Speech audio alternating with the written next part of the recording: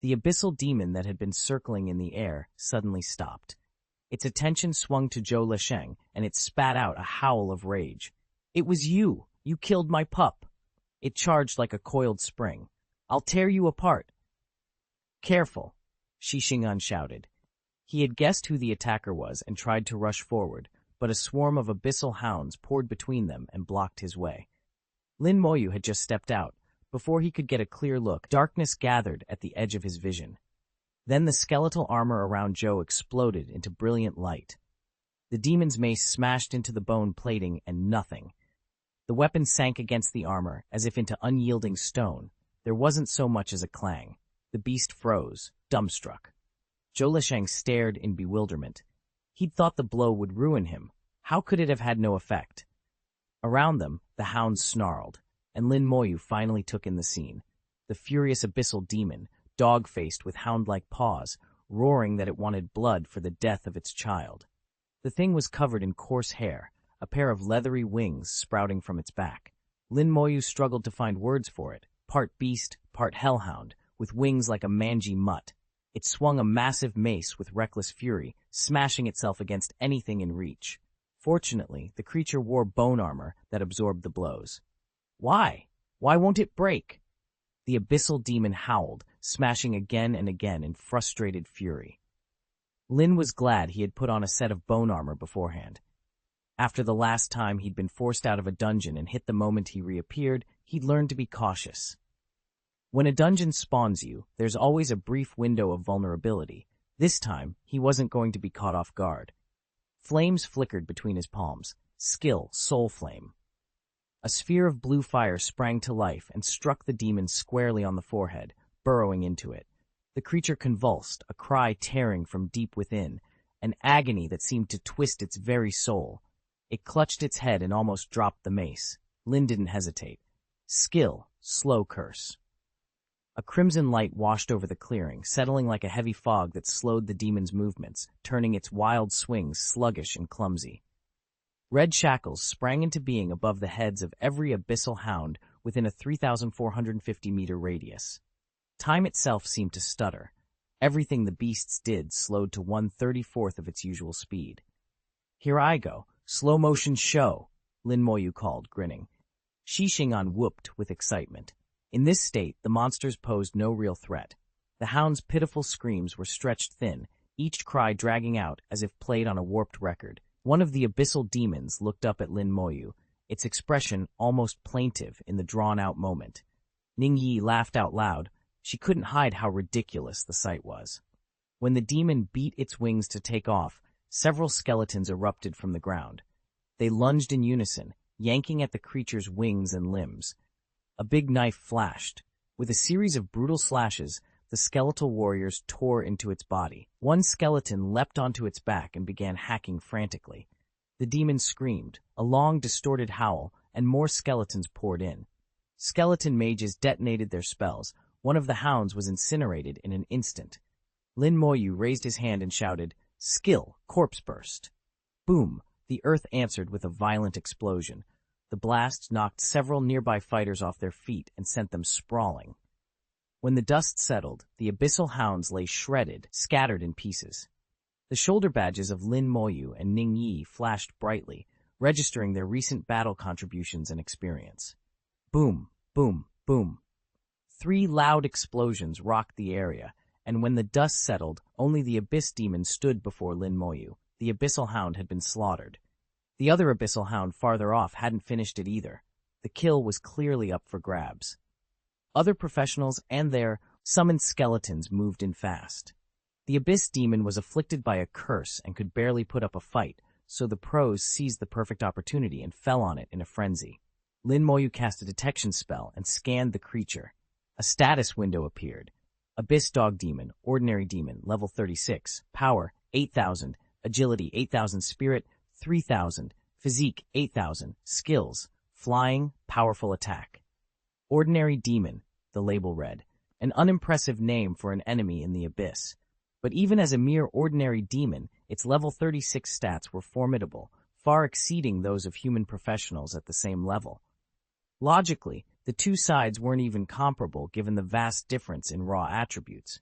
But humans had professionals, skills, equipment, coordinated teams, and external support. With all those factors combined, in recent years, the Abyss hadn't been able to steamroll humanity. The confrontation had settled into a stalemate. After Lin Moyu inspected the area, he gave the order to the skeletons. They began activating their abilities in sequence. A red light flared along their blades. "Stop," someone shouted, but the skeleton warriors answered to no one but Lin Moyu. Skill, Mad Strike. 10 skeletons unleashed the attack in perfect unison. The abyssal demon was cut down instantly, its life snuffed out beneath their swords. Kill level 36 abyssal demon. Experience plus 36,000. Military merit 50. Obtained Devil Blood Essence. Contains abyssal power. Alchemists and blacksmiths can use it to craft equipment. Ning Yi received the same notification and smiled. 50 military merits. To earn that from lowly abyss dogs, you'd have to kill 50 of them. If you were in a 2-person team, you'd need to take down 100. 4 stars blinked onto the sergeant's insignia. Lin Moyu had just become a 4-star private. A single star also appeared on Ning Yi's badge, upgrading her to a 1-star private, and a 2nd star was already beginning to form beside it. Zhou Lisheng's face went dark. "I told you to stop. Didn't you hear me?" he barked, the tone rude and imperious. Lin Moyu frowned. "Who said I have to listen to you?" she replied coolly. At that shift in mood, every skeleton in the area turned to look at Zhou Lisheng. The skeleton mages fixed him with their spells. In an instant, 1,000 hostile gazes zeroed in on him. His teammates reacted immediately, but more skeleton warriors and mages locked onto them as well, pinning the group in place. Only then did Zhou realize how different Lin Moyu really was. Watching those skeletons tear through the abyssal demon dogs was like watching someone slice through vegetables. Effortless, precise, overwhelmingly powerful, she was clearly on another level. Suddenly, Zhou felt sweat break out across his forehead. Zhou Lisheng, unwilling to back down, snapped, "Fine, keep it, torture it, and try to squeeze information about the abyss out of it." Lin Moyu shook her head. "I won't question it." Her answer left Zhou Lisheng speechless. For a long moment, no one spoke. Then the skeleton that had been standing nearby retreated quickly. "This isn't an isolated case," it said, and vanished. Lin Moyu reached for Ning Yi's hand and led her toward Xixing'an. Ning Yi's small fingers were wrapped in Lin Moyu's. Her cheeks flushed with embarrassment, but she didn't pull away. Chapter 122. How can there be stains on my body? After Lin Moyu left, Zhou Lisheng and the others finally exhaled. For a few minutes, there had been the strangling feeling of a knife at their throats. They'd thought they were done for. Right now, the only thought in their heads was, Lin Moyu is terrifying. He didn't say much, but his actions were chilling. Worse, his skeletons were not only numerous, but unexpectedly powerful. Those level 23 skeletons had managed to pin down an entire team of level 30 players, keeping them immobile. And that team included a legendary Holy Light Knight. Zhou Lisheng had been frightened. If those skeletons could slaughter even level 36 abyssal demons without trouble, then what chance did he have? Even counting his own Halo-based skills as a legendary Holy Light Knight, he didn't think he could stop them. He felt overwhelmed, helpless in the face of it. Feeling that way made him ashamed. A level 30 Holy Light Knight, wearing a full set of gold gear, reduced to fear by a level 23 kid. The thought stung. If this gets out, it will be a disgrace, the biggest stain on my life. Zhou Lisheng's face hardened. I deserve to stand above everyone and bask in the light they look up to. There can't be any stains on me. Conflicting emotions roiled beneath the surface. Hatred flared in his eyes as he stared at Lin Moyu's retreating back. Sooner or later, you'll kneel before me and beg my forgiveness. He believed it. As a Holy Light Knight, advancement meant exponentially stronger abilities. He was only at the beginning of his ascent, and an opportunity to rise even further still lay ahead. Seeing Lin Moyu holding Lin Yi's hand only sharpened his resentment with a streak of jealousy. You'll be mine eventually, he vowed under his breath. I'll show you what true strength really is. Lin Moyu moved to Xixing'an's side. It's all right, he said. Xixing'an gave the shield a satisfied pat. It's fine. Lucky to have it, he replied. The boost from the outpost suit was immense. It effectively doubled his damage reduction, dramatically increasing Xixingan's combat power. A few of the team had been injured, but Liang Yu's treatment had healed them all. The abyssal dog demon was dead, and its litter of hounds had been cleared away. The battlefield was settling back into silence.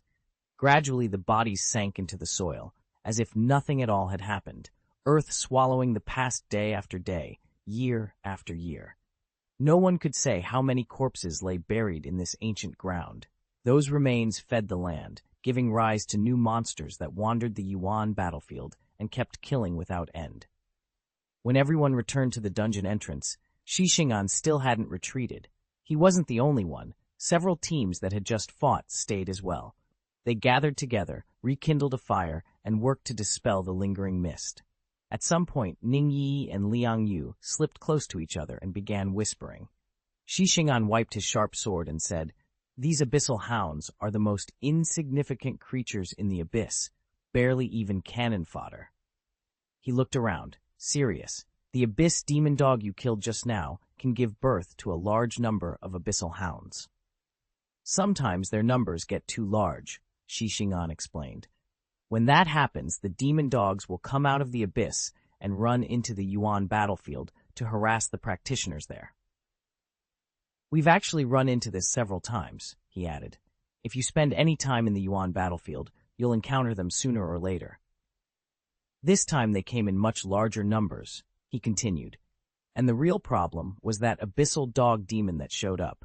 Without it, breaking through wouldn't have been so difficult." Lin Moyu frowned. "But aren't there high-level practitioners stationed in the deeper parts of the Yuan battlefield? How did those abyssal dogs get past them and make it here?" "They were positioned near the eternal Great Wall, on the human side of the boundary. The deepest regions of the battlefield were where the senior human practitioners operated, the places where the fighting was fiercest." Lin Moyu couldn't immediately work out how an abyssal dog could have slipped past those defenders and reached their location. Xixingan chuckled. "Have you ever taken part in a large-scale trial at the academy?" Lin Moyu nodded. "Yes, I have." "The academy's god Shada can perform large-scale teleportation," Xixingan said, setting up the grill and taking out more food. "The abyss can too." Lin Moyu frowned, then realized why he hadn't thought of it earlier. Xixingan continued, flipping a skewer. "But that kind of teleportation has limits. The abyss can only send in lower-level demons. High-level demons can't get through. Take that dog demon we just saw. They can only manage to send one or two of those in at a time, and only occasionally." "I've been here a long time," Xixingan went on, "and we've only seen that dog demon twice. The second time was just now." Lin Moyu could picture it. If the abyss could flood the world with demons at will, the human side would have been wiped out long ago. Of course, the human empire would have developed counters. A violent swirl of mist cut through his thoughts, and heavy, powerful breaths rose from it. Xixingan glanced up. "The guards of the Eternal Great Wall are coming." Zhou Lisheng and the others had just sent out a distress signal. When the distress signal went out, the garrison of the Eternal Great Castle scrambled. 12 of them came, a mix of knights, warriors, mages, archers, and support personnel. Every one of them was over level 40 and a seasoned specialist. Together, they were a fearsome force. They arrived and took in the scene with visible shock. The hills and plains around the dungeon were littered with the carcasses of abyssal dogs, at least 5 of them. One of the beasts, marked 07 emitted a particularly foul stench. The group hurried to the dungeon door. The lead knight stepped forward, imposing. "Who sent the distress signal?" he demanded. Zhou Lisheng moved up. "I did," he said, and handed over his ID. The knight inspected the card, then looked at Zhao with renewed interest. Legend-rank professionals were rare. Anyone of that caliber who survived was likely to become a major figure someday. His tone softened. "What's the situation here? Did a powerful creature pass through just now?" Zhao did not lie. He recounted what had happened exactly. There was no point in fabricating details in a situation like this. It would be easy enough for the others to verify. The knight turned and stared at Lin Moyu, clearly taken aback. From his expression, the knight could tell the young man's rank and profession at a glance. How could a level 23 professional have slain so many abyssal dogs? He glanced at the corpse of the creature again. It really was a dog demon. Hard to believe, but the evidence lay before him. After asking Zhou Lesheng a few more questions, the knight stepped up to Lin Moyu and noticed the insignia on his shoulder immediately, a 5-star private. That rank required 500 military merits. Anyone could lie, but a service badge didn't. Those stars proved he'd faced and killed a great number of abyssal dogs. "Young man," the knight said, his surprise giving way to respect. "You're impressive." Chapter 123. Holy Summoner. Nirvana Soul Crystal combat veterans deserve respect. They are the ones who truly contribute to humanity's survival. Lin Moyu had reached 5-star private at just level 23, a feat even more impressive when many seasoned professionals hadn't even made 3-star by level 30. She rose to her feet. "This is our duty," she said. "All right, good," the knight laughed, waving a hand. "Let's move." There was no immediate danger, so they didn't need to linger. Shi Xing'an explained, "They usually patrol the farther battlefronts. If anyone sends out a distress signal, they'll rush in." "Just wait, more will come," the knight added. Sure enough, after a short while the fog surged again. Teams poured in from every direction.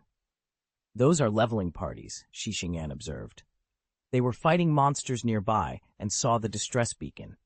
They'll come as soon as they spot it. One group after another arrived, converging on the signal without hesitation. Watching them, Lin Moyu felt a rush of faith in solidarity.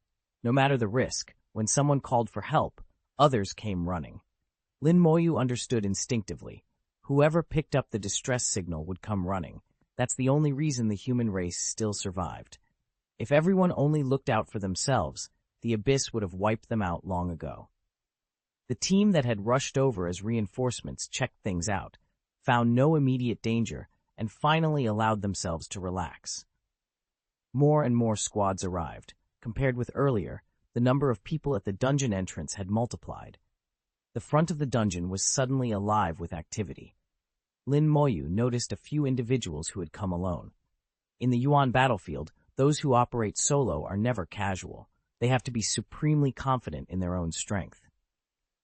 Then a lamp of light cut through the thin mist, a pure white radiance that spread outward, and a milky, hazy moon seemed to hang in the sky. Shi Xing'an's expression changed. "She's here too," he said softly. Lin Moyu looked up as the approaching figures closed the distance. At first he couldn't see anyone directly, yet their presence had already arrived. The air itself carried the force of extraordinary people coming to join the front. Shi Xing'an explained, "Her name is Mo Yun. She's the princess of the Mo family from Xiajing City, and her class is Holy Summoner, a legendary class." Her arrival drew everyone's attention. A unicorn appeared in the sky, radiating a soft, divine light that washed over the ground. Mo Yun rode the creature down and after a brief scan relaxed. The fight was over. There was no danger left. She was strikingly beautiful, an imperious look on her face that made her seem untouchable, like a goddess. The crowd watched her with open admiration. Many stared as if she were perfection. Zhou Lesheng, too, found himself caught by her presence. She gave them a single haughty glance and turned to leave, then paused. Her eyes lingered on Lin Moyu for a heartbeat, and in that instant there was a flash of disgust there. Lin Moyu gave off something that repelled her. She said nothing. Still mounted on the unicorn, she vanished into the sky with a cool, aloof air.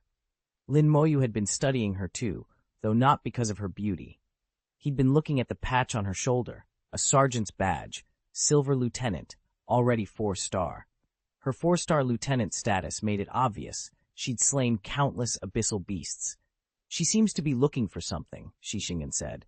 "She usually hunts out on the far, deeper battlefields. She hardly ever comes this close." Ning Yi cut in softly. "I know what she's after. She's looking for a Nirvana soul crystal." Shi's surprise was plain. "So that's it. No wonder." A flicker of longing passed over his face. He wanted one too. Nirvana soul crystals were staggeringly rare. When a professional reached their second transfer, when they fine-tuned their career path, there was a tiny chance of professional sublimation, a class transcendence. In Shi Xing'an's case, his paladin could in theory be sublimated on the second transfer into a holy knight of light. Such a success would propel someone from a rare class into a legendary one. But the odds were vanishingly small, practically unheard of. The appearance of the Nirvana Soul Crystal changed that. Possessing one could dramatically increase the chance of professional sublimation, turn decay into magic, and make the impossible possible. According to the compendium, Xixingan said, using Nirvana Soul Crystals gives you better than a 30% chance to successfully change classes. Almost 1 in 3, that's astronomically higher than the old 1 in 10,000 odds. Ningyi nodded. But the crystals themselves are incredibly rare. Deep in the distant battlefield, there are monsters called battlefield ghasts, levels 39 to 40. They can drop Nirvana Soul Crystals, but the chance is tiny. There's also the battlefield Ghost King, she added, propping her chin on her hand. That one always drops a Nirvana Soul Crystal. Xixingan shook his head. The Ghost King hardly ever appears. It's a world-class boss, nearly impossible to take down. It's awful to even encounter it, Ningyi said. Someone once spotted it, but by the time anyone could get there, it had already vanished. I could only watch it go. Xixingan parceled out the baked food. When I hit level 40, I might come back here and look for Nirvana Soul Crystals before I change classes again. Not only was he looking for it, his teammates were hunting for it too. Who wouldn't want to undergo a class ascension? Lin Moyu understood that perfectly. But Mo Yun was already a legendary class player. If she ascended again, what would her class even become? Textbooks said ascensions could happen more than once. A second rank upgrade at level 40 and a third rank upgrade at level 70. Could there be tiers above legendary? According to what Lin Moyu had learned, the legendary class was the pinnacle. Hidden classes didn't fit into the usual rankings and couldn't be compared directly. Ning Yi chirped with excitement. I'll be hunting for a Nirvana Soul Crystal when the time comes. Ning Yi was a shadow assassin, a rare class, but if she went through a class ascension, she'd become a legendary abyss hunter. In other words, everyone wanted to advance their vocation. The only problem was finding a Nirvana Soul Crystal. Ning Yi looked at Lin Moyu. When the time comes, let's look for the Nirvana Soul Crystal together, okay? Lin Moyu nodded. Okay. He felt a little thrill of excitement at the thought.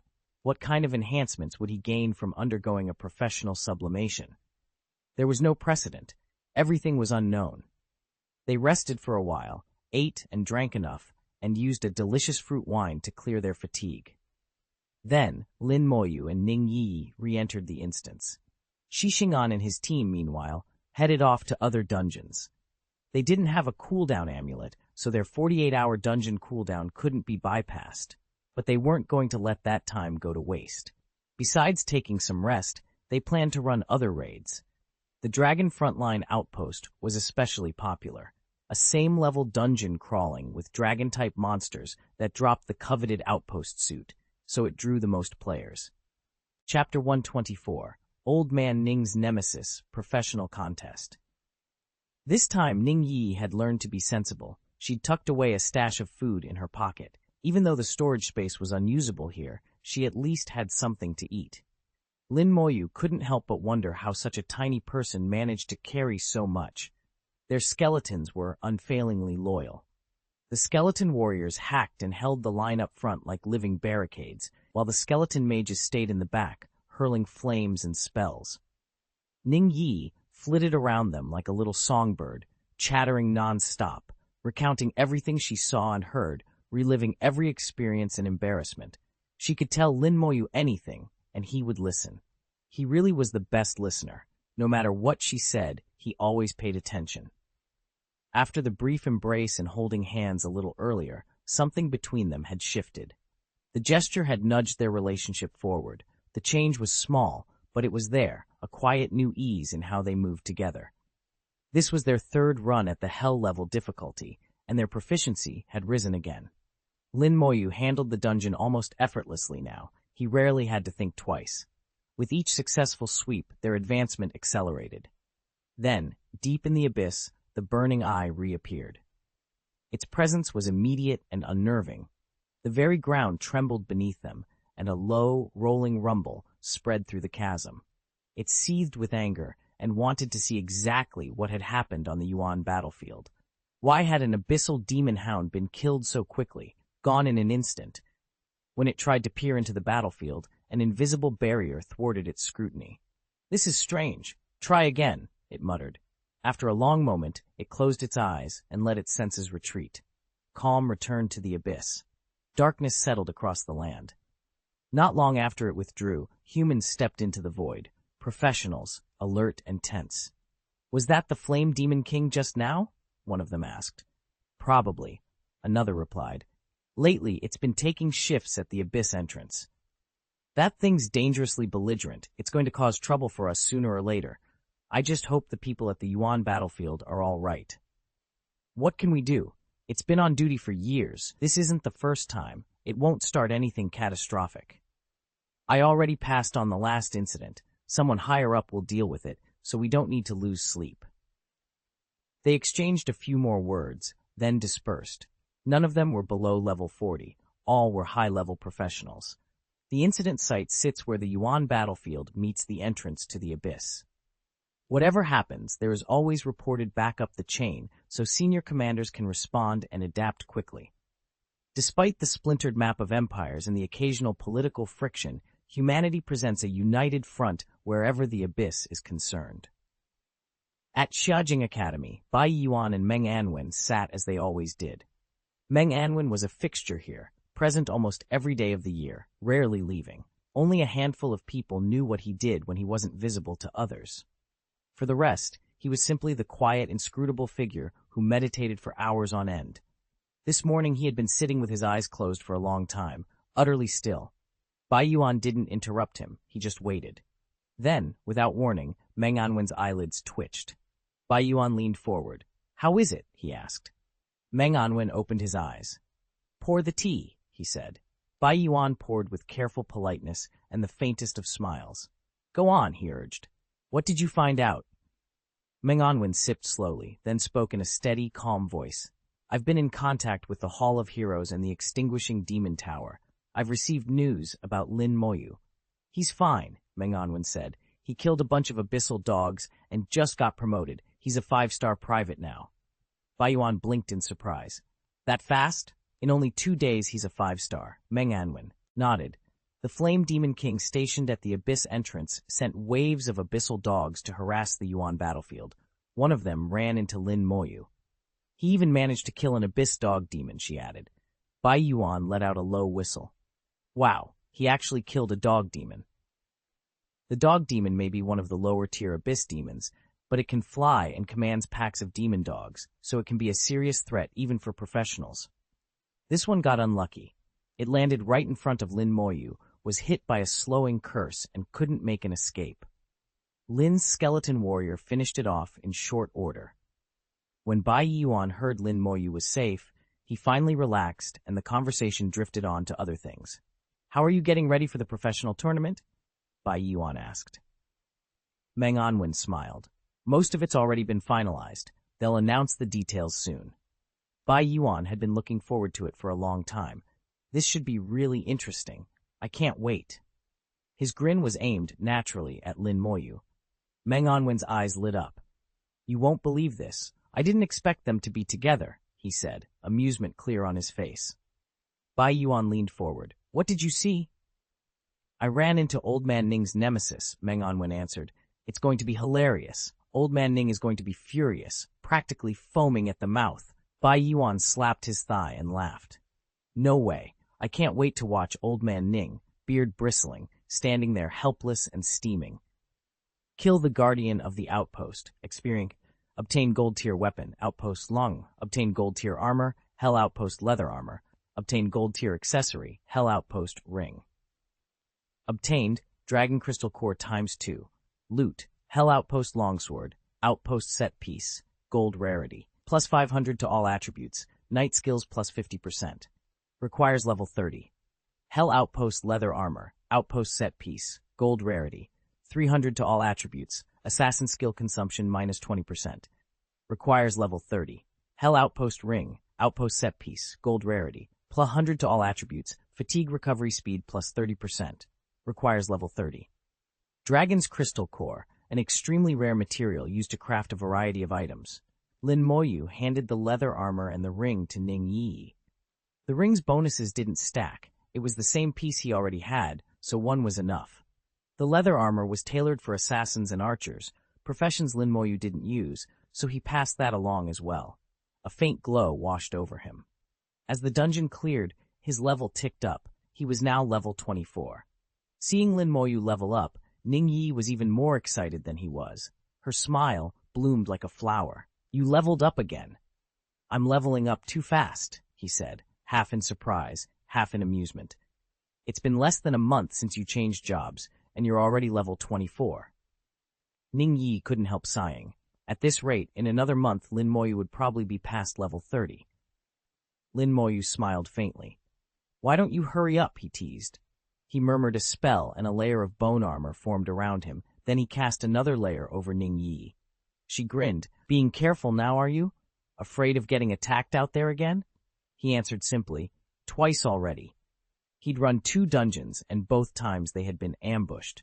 He wasn't particularly worried. His damage transfer ability meant that, even with low defense, he couldn't be taken out in a single blow. Ning Yi was different. A sudden attack on her could easily turn into a real disaster. After 2 incidents in a row, caution felt like the only sensible option. Chapter 125. It's not enemies who don't get together. Let me put it this way. There won't be any more surprise attacks.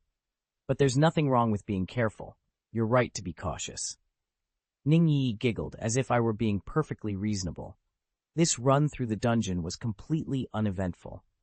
A huge crowd was gathered around the entrance, people grilling and drinking, forming pickup teams, even setting up stalls to sell goods. The doorway had almost turned into a marketplace.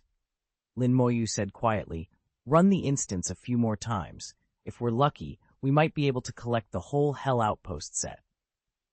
Ning Yi's smile lit up. The Hell Outpost set. So many people dream of that. She took out the Hell Outpost dagger and kept admiring it, unable to look away. She never seemed to tire of studying the exquisite blade. "You've stared at it so many times," I said. When we were in the dungeon, Ning Yi would pause now and then to gaze at the dagger like someone admiring a flower. Lin Moyu couldn't understand it. "Isn't a dagger just a dagger? What's so different about it?" Ning Yi rolled her eyes. "Idiot," she said. "Of course the daggers match. Who would give us different ones? It's a shame you, stubborn and literal as ever, can't see it." Lin Moyu fumbled in his pack and pulled out a wrapped snack. "Hungry?" he asked. Ning Yi peered at it. "Isn't this the stuff I bought last time? You still haven't finished it?" He nodded. "I don't eat much." She snorted, which in her book meant exactly the opposite, that he certainly ate plenty. "Lucky you. I could eat all day and not gain a pound. I'm so jealous." Then, before he could protest, she snatched the treat from his hand and bit into it with exaggerated ferocity. The sight was surprisingly cute. The two of them sat there laughing and talking, easy and comfortable. Her voice was clear and bright, and it drew attention. Several people approached, asking if they'd join a team, but Ning Yi declined politely. Those who had actually seen Lin Moyu fight kept their distance, respectful, even wary. He'd cut down packs of abyssal demon dogs with brutal efficiency, and abyssal demon itself had been left with its wings hacked to pieces. A level 36 abyssal demon had fallen almost effortlessly. The images of that battle were vivid in everyone's minds, and they preferred not to be reminded. No one in the crowd dared provoke Ning Yi, no matter how beautiful she was. Even the boldest among them kept their distance. Nobody wanted to end up hacked to pieces by Lin Moyu's skeletal sword the way the abyssal demon had been. They watched like spectators at a play, curious to see who, if anyone, would be foolish enough to rile Lin Moyu, the so-called evil star. A thick mist rolled across the ground, then suddenly a huge beast emerged, glinting in the dim light as it dragged a large cart behind it. "Shikigami!" someone cried, and everyone fell silent, eyes widening. It took only a second for them to recognize the creature. The Shikigami, belonging to the Onmyoji of Sakura country, a legendary profession unique to that land. The beast hauled the cart up to the entrance of the instance, and a group of people jumped down. Once they had disembarked, the cart was folded up, and the Shikigami vanished as if it had never been there. There were 11 of them in all, each wearing gold-tier equipment and carrying themselves with authority. 2 knights, 3 support specialists, 5 mages, and a single Onmyoji, a formidable, well-balanced team. 11 people, are they actually going to attempt the hell difficulty? It's likely. Even Yin Yang was sent in. They're probably tackling the hell outpost. Hell is insanely hard, but the rewards are huge. The hell outpost gear and class transfer certificates are incredible. It's just a shame teams like that are so rare. The groups that can clear hell are practically set in stone. Have you heard? They say whoever clears the hell level outpost can earn a title. I've heard that too. They say the title is rarer than before and the best gear, but no one's ever actually gotten it. If a title exists, who would even get it? Their voices carried across the room and drifted to Ning Yi's ears. She leaned toward Lin Moyu and asked softly, "Lin, is that true?" She already knew he had just cleared the outpost on hell difficulty. If the title existed, it would have to be his. It's true. The title is Dragon Clan King of War. Ning Yi's eyes lit up. Really? What does it do?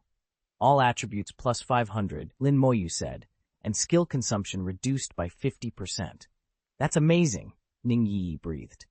A flat plus 500 to every stat was impressive for their level, and having skill costs was practically game-breaking. Lin Moyu nodded to himself. With that title, his resource consumption would be much lower.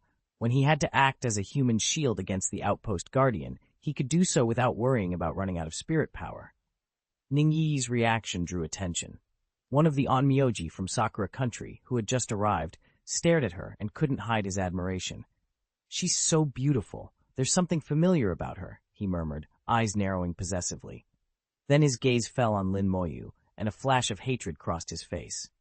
So it's them, he thought. Of all people, what a small world, enemies everywhere. He might not remember Ning Yi, but Lin Moyu was a name he certainly had not forgotten. On Mermaid Island, Lin Moyu had personally destroyed 2 of the Onmyoji's Shikigami, forcing the man to flee in shame. Losing those spirits left the Onmyoji hard-pressed to recover. His mission had failed, and his humiliation had turned into a grudge. He leaned in and murmured a few words to his companions. At once the group began to close in on Lin Moyu. Lin and Ning Yi saw them approach. "It's him!" Ning Yi said at once, recognizing the Onmyoji from Cherry Blossom Country, the same one from Mermaid Island. Lin Moyu stepped in front of Ning Yi. He didn't come for pleasantries, he said. The Onmyoji had bolted the last time they met on Mermaid Island. If they collided again here, there would be no running. The man led a well-armed escort and clearly intended to settle the score. It was an opportunity Lin Moyu could not ignore. They stopped about 10 meters away. At Lin Moyu's side, several skeletons materialized, their empty sockets fixed on the newcomers. Any advance would make them move to attack. The Onmyoji halted and looked Lin over, his expression dark, and there was a flash of surprise. When they'd first met on Mermaid Island, Lin Moyu had not even been level 20. Now he was clearly stronger, and that change made the Onmyoji wary. Now he couldn't read Lin Moyu at all. The shielding badge had done its job, and left shrinking the visible level gap to less than 10. The fact that Lin had been able to enter the Yuan battlefield at all was proof enough that his level had risen. Anger churned in Tojo Taro's chest. If Lin Moyu hadn't killed his 2 Shikigami back then, he would have ranked up too. He forced that anger down and forced a polite tone. "Sakura Nation, level 30 Onmyoji, Tojo Taro," he announced. Lin Moyu, true to the etiquette of the proud Shengxia Empire, replied with equal formality. "Shengxia Empire, level 24 Necromancer, Lin Moyu." When everyone behind Tojo Taro heard level 24, they burst out laughing. Tojo Taro frowned. "So he's managed to level up that fast," he muttered, surprised despite himself. Chapter 126. Suddenly, a military order. Lin Moyu's unbelievably fast level-ups put Taro Tojo on edge. Seeing Lin Moyu's gaunt, skeletal appearance only made him more uneasy. If he didn't deal with Lin now, it would be that much harder later. Who knew how strong Lin might be a year or a half from now? This time he had brought an elite team and even managed to clear a hell-level outpost copy. He couldn't let an opportunity like that slip away. They were already enemies, and with his temperament, Taro was determined to settle the score. If Lin Moyu made a move, he would answer in kind. That was his logic. But as he stepped forward, several nearby Shengxia Empire professionals rose in unison. Tojo's frown deepened. He had overlooked one thing, the Shengxia Empire's cohesion. Under everyone's watchful eyes, hundreds of operatives from the 627 unit turned to face him.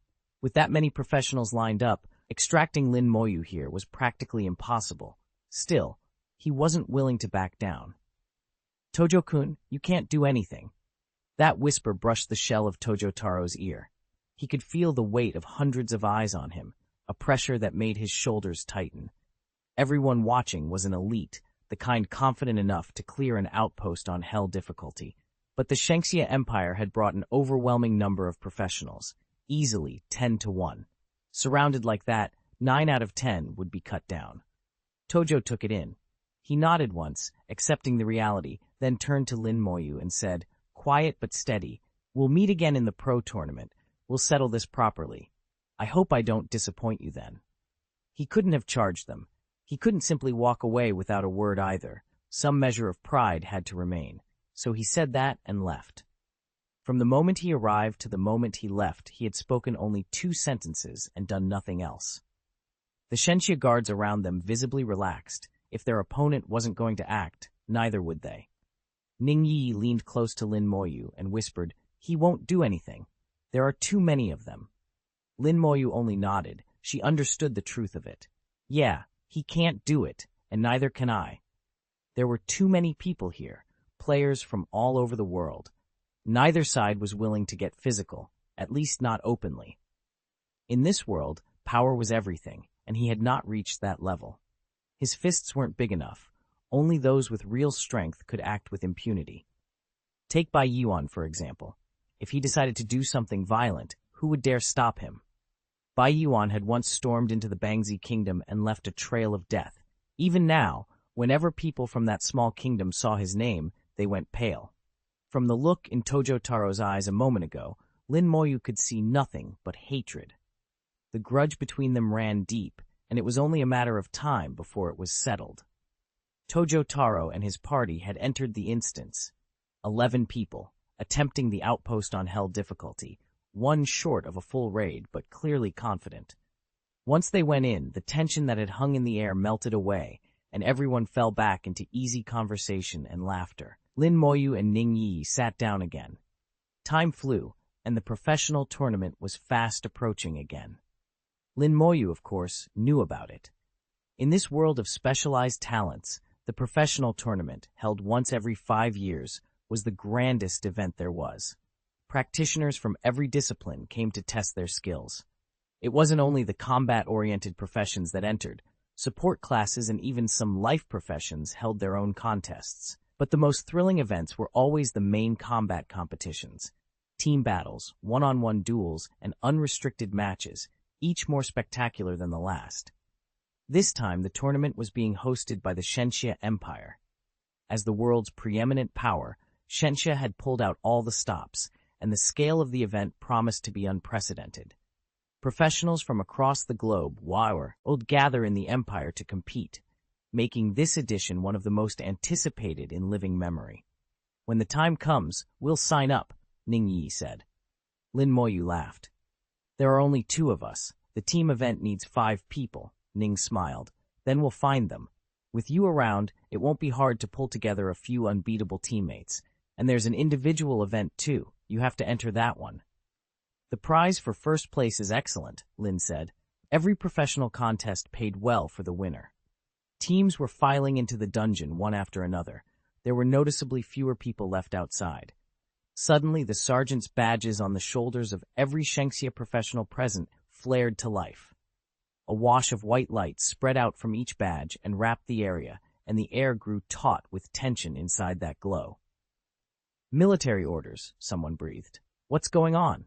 another asked. "Could the abyssal monster be coming?" someone else blurted. Then a voice spoke from one of the sergeant's badges. "All Shengxia soldiers, return to the fortress and assemble."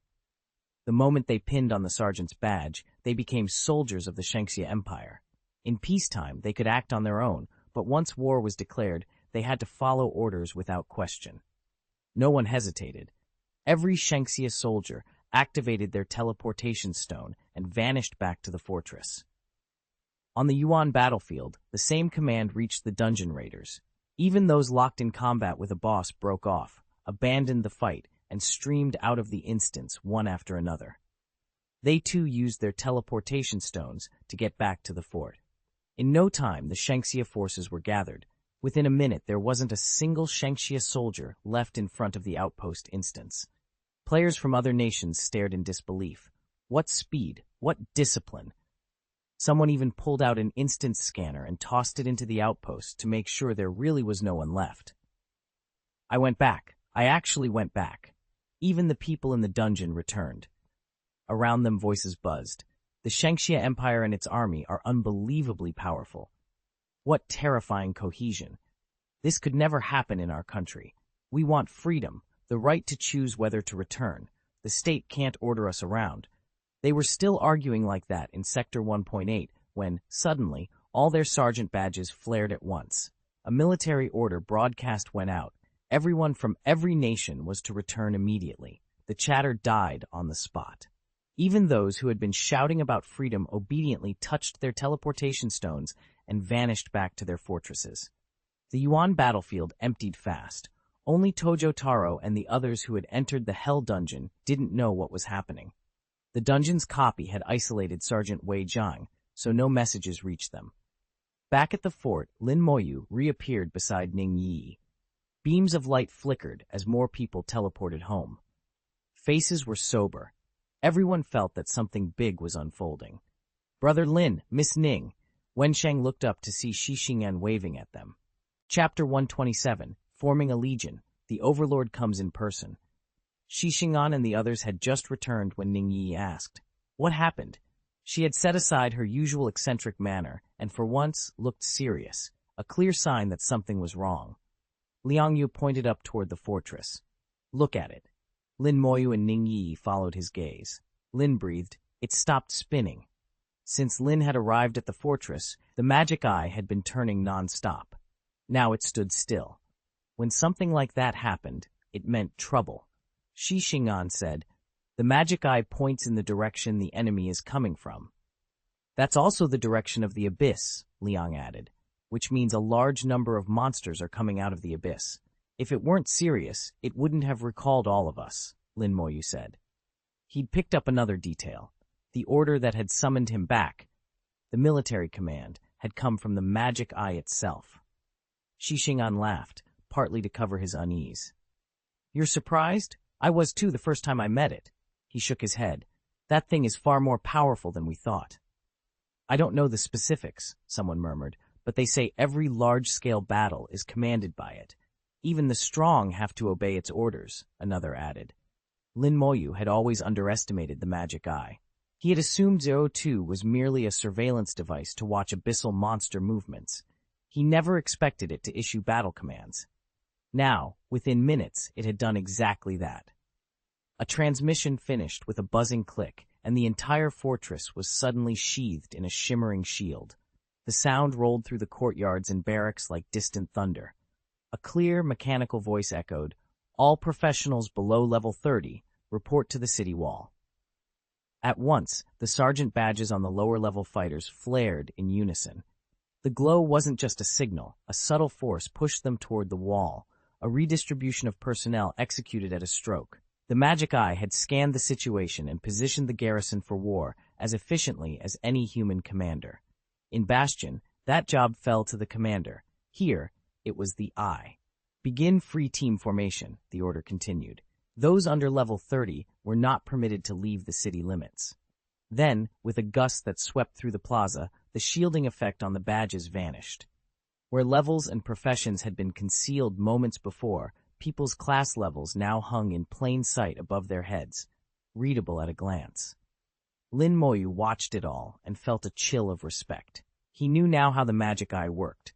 Not just a watcher, but a coordinator, an impartial commander that could marshal forces and enforce the rules in an instant. He had underestimated it, and that mistake could have been costly. On the Yuan battlefield, anyone under level 30 was at a real disadvantage, too weak, too likely to get into trouble. Players wearing gold-tier gear of level 30 or above, on the other hand, survived much better. Gold attributes made a noticeable difference when a team was properly organized. So everyone hurried to find familiar faces and form groups. Lin Moyu paired up with Ning Yi and didn't look for anyone else. He didn't really need a full party. His summoned skeletons couldn't benefit from support buffs, while Ning Yi was an assassin below level 30 and really shouldn't be venturing out onto the battlefield. It was just too risky. There were quite a few low-level melee players like her who ended up going it alone. Players over level 30, by contrast, had mostly finished forming their teams. The standard composition was 6 people, 1 knight, tank, 2 supports, and 3 DPS. Shi Xing'an, for example, already had a complete team. Even if their raw damage wasn't the highest, their coordination made them more than a match for most other groups. Among the players above level 30, lone wolves were rare. The support role bonus made parties far more effective in combat, so most people preferred to team up. Now, a halo of sacred light washed over the fortress like a full moon.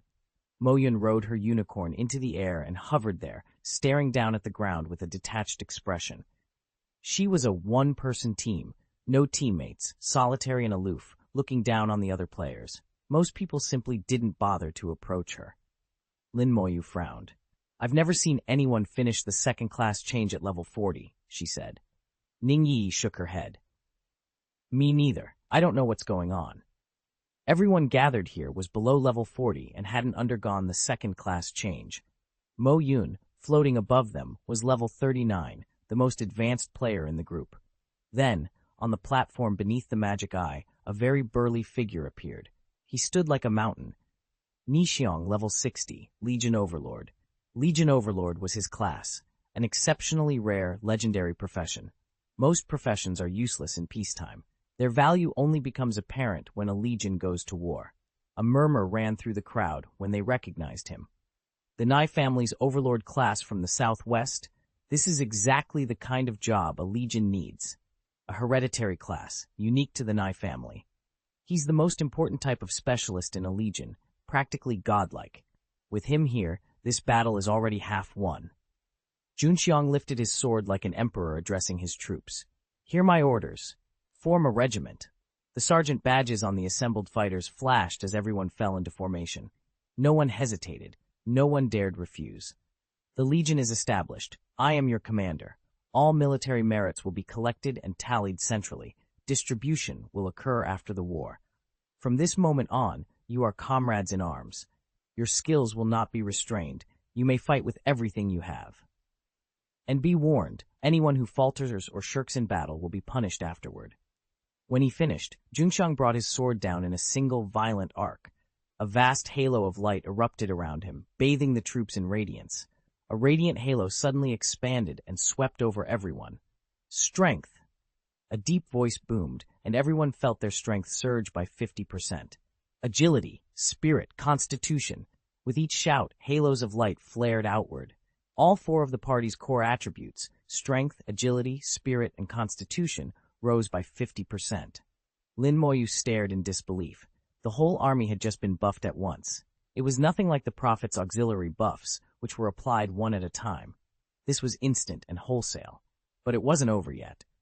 Elemental resistance, enhanced magic, blood-draining strike. More effects rolled out. Everyone received the full suite. Elemental resistance up 50%, spell damage increased by 30%, and physical attacks gained a lifesteal effect, siphoning enemy vitality to heal the attacker. With those conditions in place, the army's combat effectiveness leapt dramatically. Best of all, these new states didn't conflict with the Prophet's buffs. Layered together, the overall fighting power had easily multiplied, 4 to 5 times stronger, at the very least. Lin Moyu exhaled quietly. It was a shame he couldn't take on these states himself. If his skeleton could be augmented like this, the thought painted an almost intoxicating picture. Maybe someday, Lin Moyu thought. He was already strong enough that, for now, he was the only one who could clear a hell difficulty dungeon alone or take down a world-class boss single-handed. Could anyone else do that? He doubted it. A status notification popped up, and the teleportation sequence began again. All players above level 30 were sent to assigned positions. Melee classes, knights, warriors, assassins, were deployed outside the city gates on the front lines. Supports, mages, archers, and other ranged classes were transported up onto the city wall, where they could cast from relative safety. Healers and buffers could replenish status and heal from a distance. Melee fighters stuck to the ground and stayed within the effective range of their skills. The veterans rushed into formation to meet the enemy. The inexperienced fell into line behind them. The city gate slammed shut, and the ancient wall flared with protective light, wrapped in shimmering shields. The order was clear: no retreat. This was a battlefield. Stand and fight, or die where you stood. Those on the front were in the most dangerous positions. The ranged and support classes on the wall, by contrast, were far safer. With the preparations for battle finished, a thick black fog suddenly billowed up a kilometer away, seeping across the landscape like spilled ink. Everyone fell silent, eyes fixed on the dark swell, as if the air itself were holding its breath. Chapter 128. Curse. Apply to play. A black mist swept in on a choking, dark wind. Lin Moyu recognized the scent of it at once, the same oppressive breath that clung to the abyss demons. Then the mist peeled back and a swarm of black shapes burst out. They were abyss hounds, too many to count, packed so tightly they looked like a living tide, tens of thousands at least. When they broke into motion, they charged toward Fortress No. 1 with an almost arrogant swagger. More demons poured out of the fog behind them, the same abyss dog monsters Lin Moyu had killed before. Their levels clustered around 36 to 38. As Shi Xing'an had warned, the abyss couldn't send higher-level beasts into this area. The sight unnerved even the seasoned players. Most of them were used to running dungeons, dealing with a handful of monsters at a time. They'd never seen anything like this, a wall of enemies pressing down on a single fort. Weapons were gripped so hard knuckles paled. Beads of sweat gathered on palms and foreheads. Nixiang didn't hesitate. He activated his last skill. Ability, Boost Morale. Boosts morale, removes fear, and sharpens fighting spirit. For 10 minutes, defense plus 30%, attack 30%. That was the last buff before the battle began. In the blink of an eye, the Abyss Demon Dogs closed the 1,000-meter gap and slammed into the city lines. The soldiers met them with a shout. Morale was high.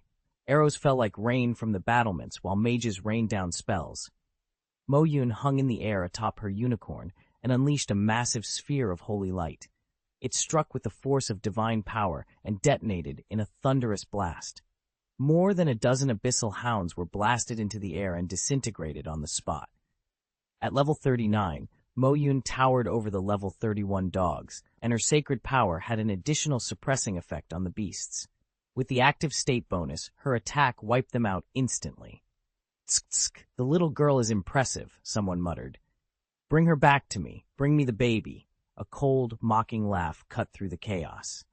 Before the words had even faded, another demon dog leaped forward. It swung a heavy mace at Mo Yun. Her unicorn reacted instantly, twisting aside to dodge the blow and catching the dog with a powerful kick. The demonic hound spun through the air, upside down, as screams echoed around it. In the next instant, more demons swooped in and pinned Mo Yun down. For a while, he could only fight off the swarming attackers and couldn't get at the abyssal hound. On the city wall, mages and archers were throwing everything they had. Magic bolts rained from above. Lin Moyu lifted a hand, and 70 skeletal mages materialized beneath the wall in a single sweep. What the? Where did so many skeletons come from? Damn, they're all mages! The sudden appearance of the skeletal mages shocked everyone on the wall, but their alarm turned to relief, a heartbeat later. The skeleton mages immediately swarmed the abyssal hound. Their attacks were stronger than those of a 30-level mage, and their exceptional mental discipline gave them incredible endurance. No worrying about mana drains. They were like combat machines, turning into spellcasting turrets that poured out magic without pause. "You nearly gave me a heart attack," someone muttered. "I thought it was an abyssal skeleton. I almost made a move." "Stop joking. There aren't any skeletons in the abyss." "Of course not. Skeletons are undead. How could undead monsters exist in the abyss? I've never seen any." Someone else squinted at the summoning item and muttered, "Whose summoning item is this anyway? There are too many people holding weird things." A few heads turned toward Lin Moyu. Those who had seen his skeletons before already knew how dangerous they could be. After he released the skeleton mage, the skeleton warriors followed. 140 skeletal warriors spilled over the city wall in a single wave and took their places in the battle line. Even without any temporary buffs, a level 24 skeleton warrior whose 4M Ain attributes totaled up to 18,000 outclassed a level 30 human knight. Against the abyssal dogs, they were utterly overwhelming. "They're terrifying," someone breathed. "Not just powerful, there are so many of them. This summoner is ridiculous. Where did he get this profession? I'd say each of those skeletons is on par with a top fighter." Battle's over before it even began. Lin Moyu raised his hand. A red glow gathered in his palm. Skill activated, slow curse. With a crack like the air itself splitting, the battlefield was bathed in a crimson light. Red shackles sprung up, clamping onto the heads of every abyssal dog at once. Everything around them decelerated instantly. The slowing effect extended out to 3,600 meters and reduced speed by a factor of 36. The Abyss Demon Dog's movements became like a slow-motion film. The veterans at first couldn't adjust, then burst into delighted laughter. "Who cast that? The effect is insane. They're slowed dozens of times. They're not a threat at all. This isn't even a fight. Come on, finish them." Some of the demons that had been circling Moyun in the air were caught by the curse too. Their speed dropped sharply. They were higher level and better built than the Abyss Demon Dogs, so they handled it better, but they still snarled in frustration. "Curse you, damn humans!" A roar answered them from deep within the black mist, several kilometers away.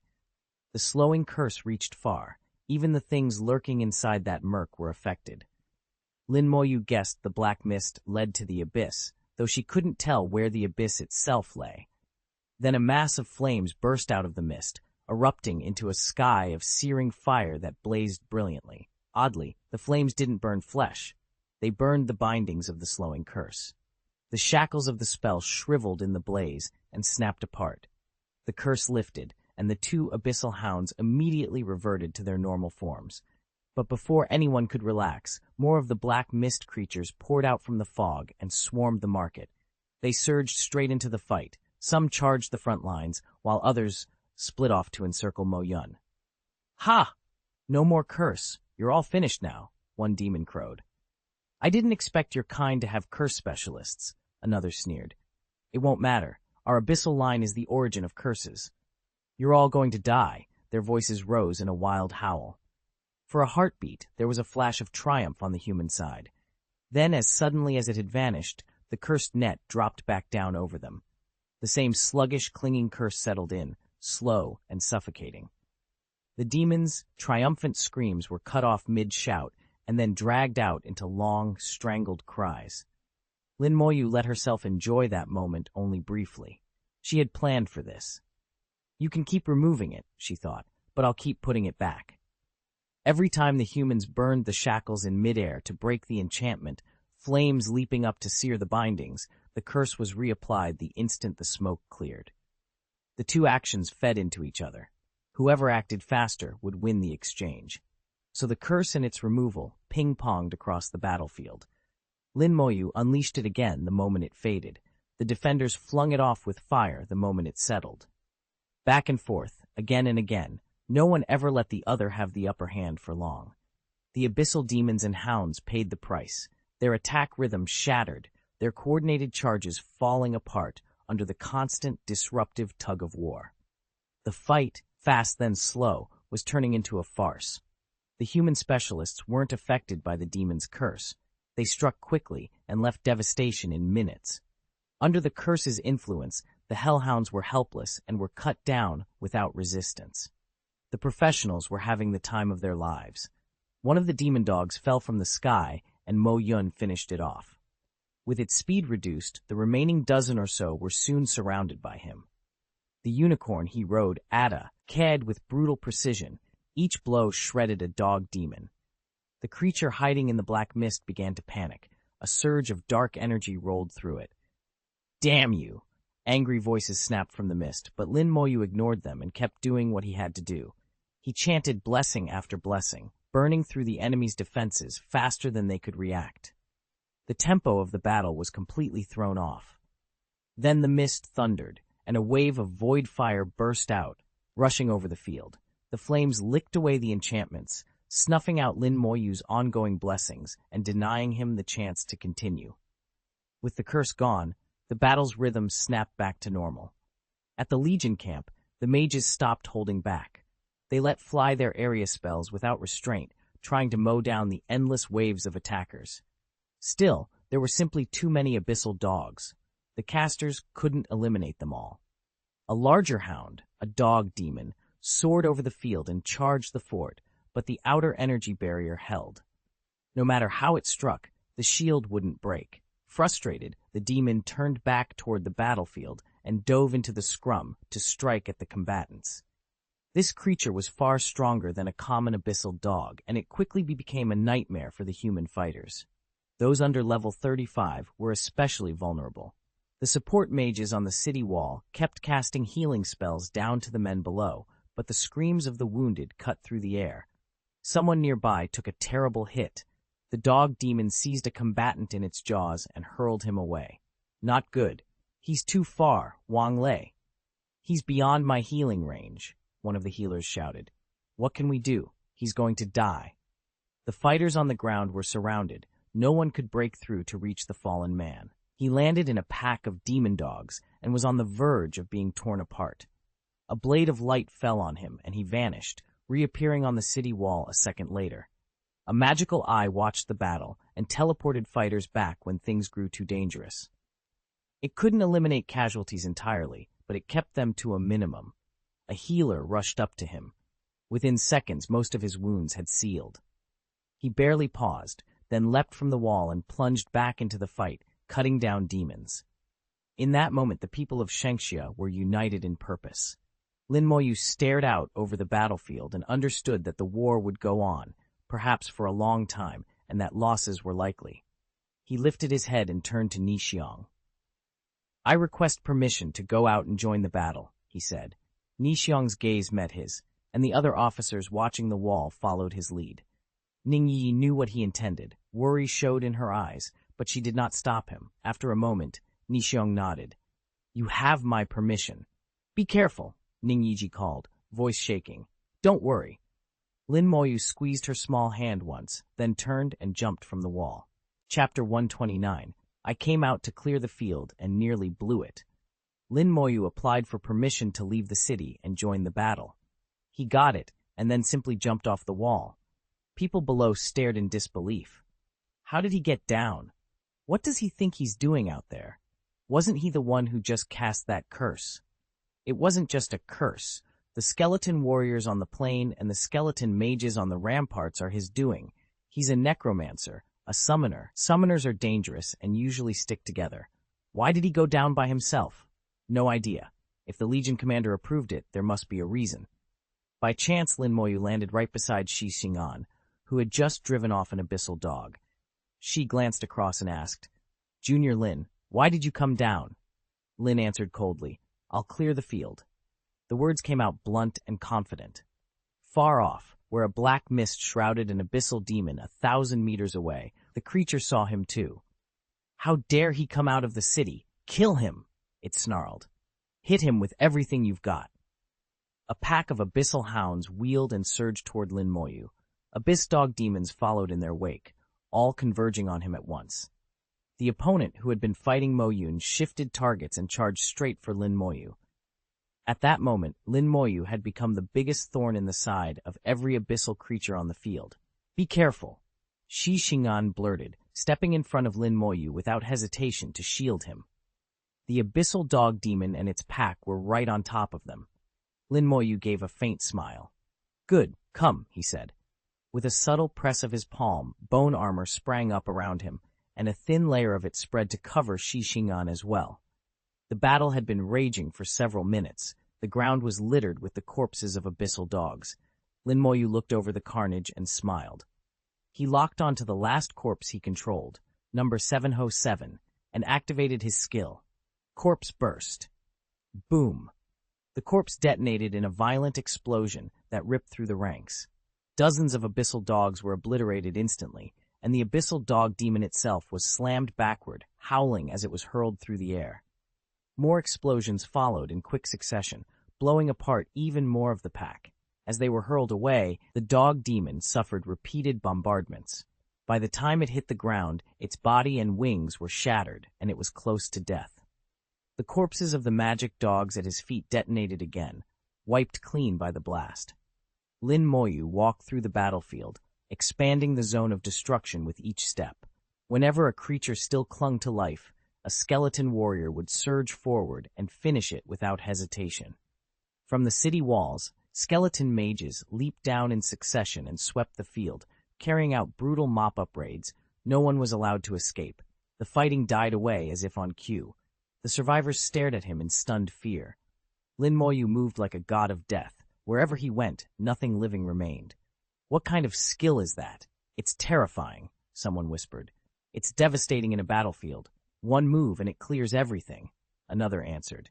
"My God, he just cleared the whole field by himself. We might as well be invisible. He can summon so many powerful skeletons, cast curses, and attack in waves. This class is unbeatable. How can a necromancer be this strong?" Ningyi's smile narrowed until her eyes became thin slits. The more ruthless Lin Moyu was, the happier she looked. A few minutes later, Lin Moyu stood amid a ring of skeletal warriors. Not a single abyssal monster remained on the field. Moyun hovered in the air, eyes fixed on Lin Moyu and the skeleton at his side. A flicker of disgust still lingered on his face, though it was less venomous than the first time he'd seen the necromancer.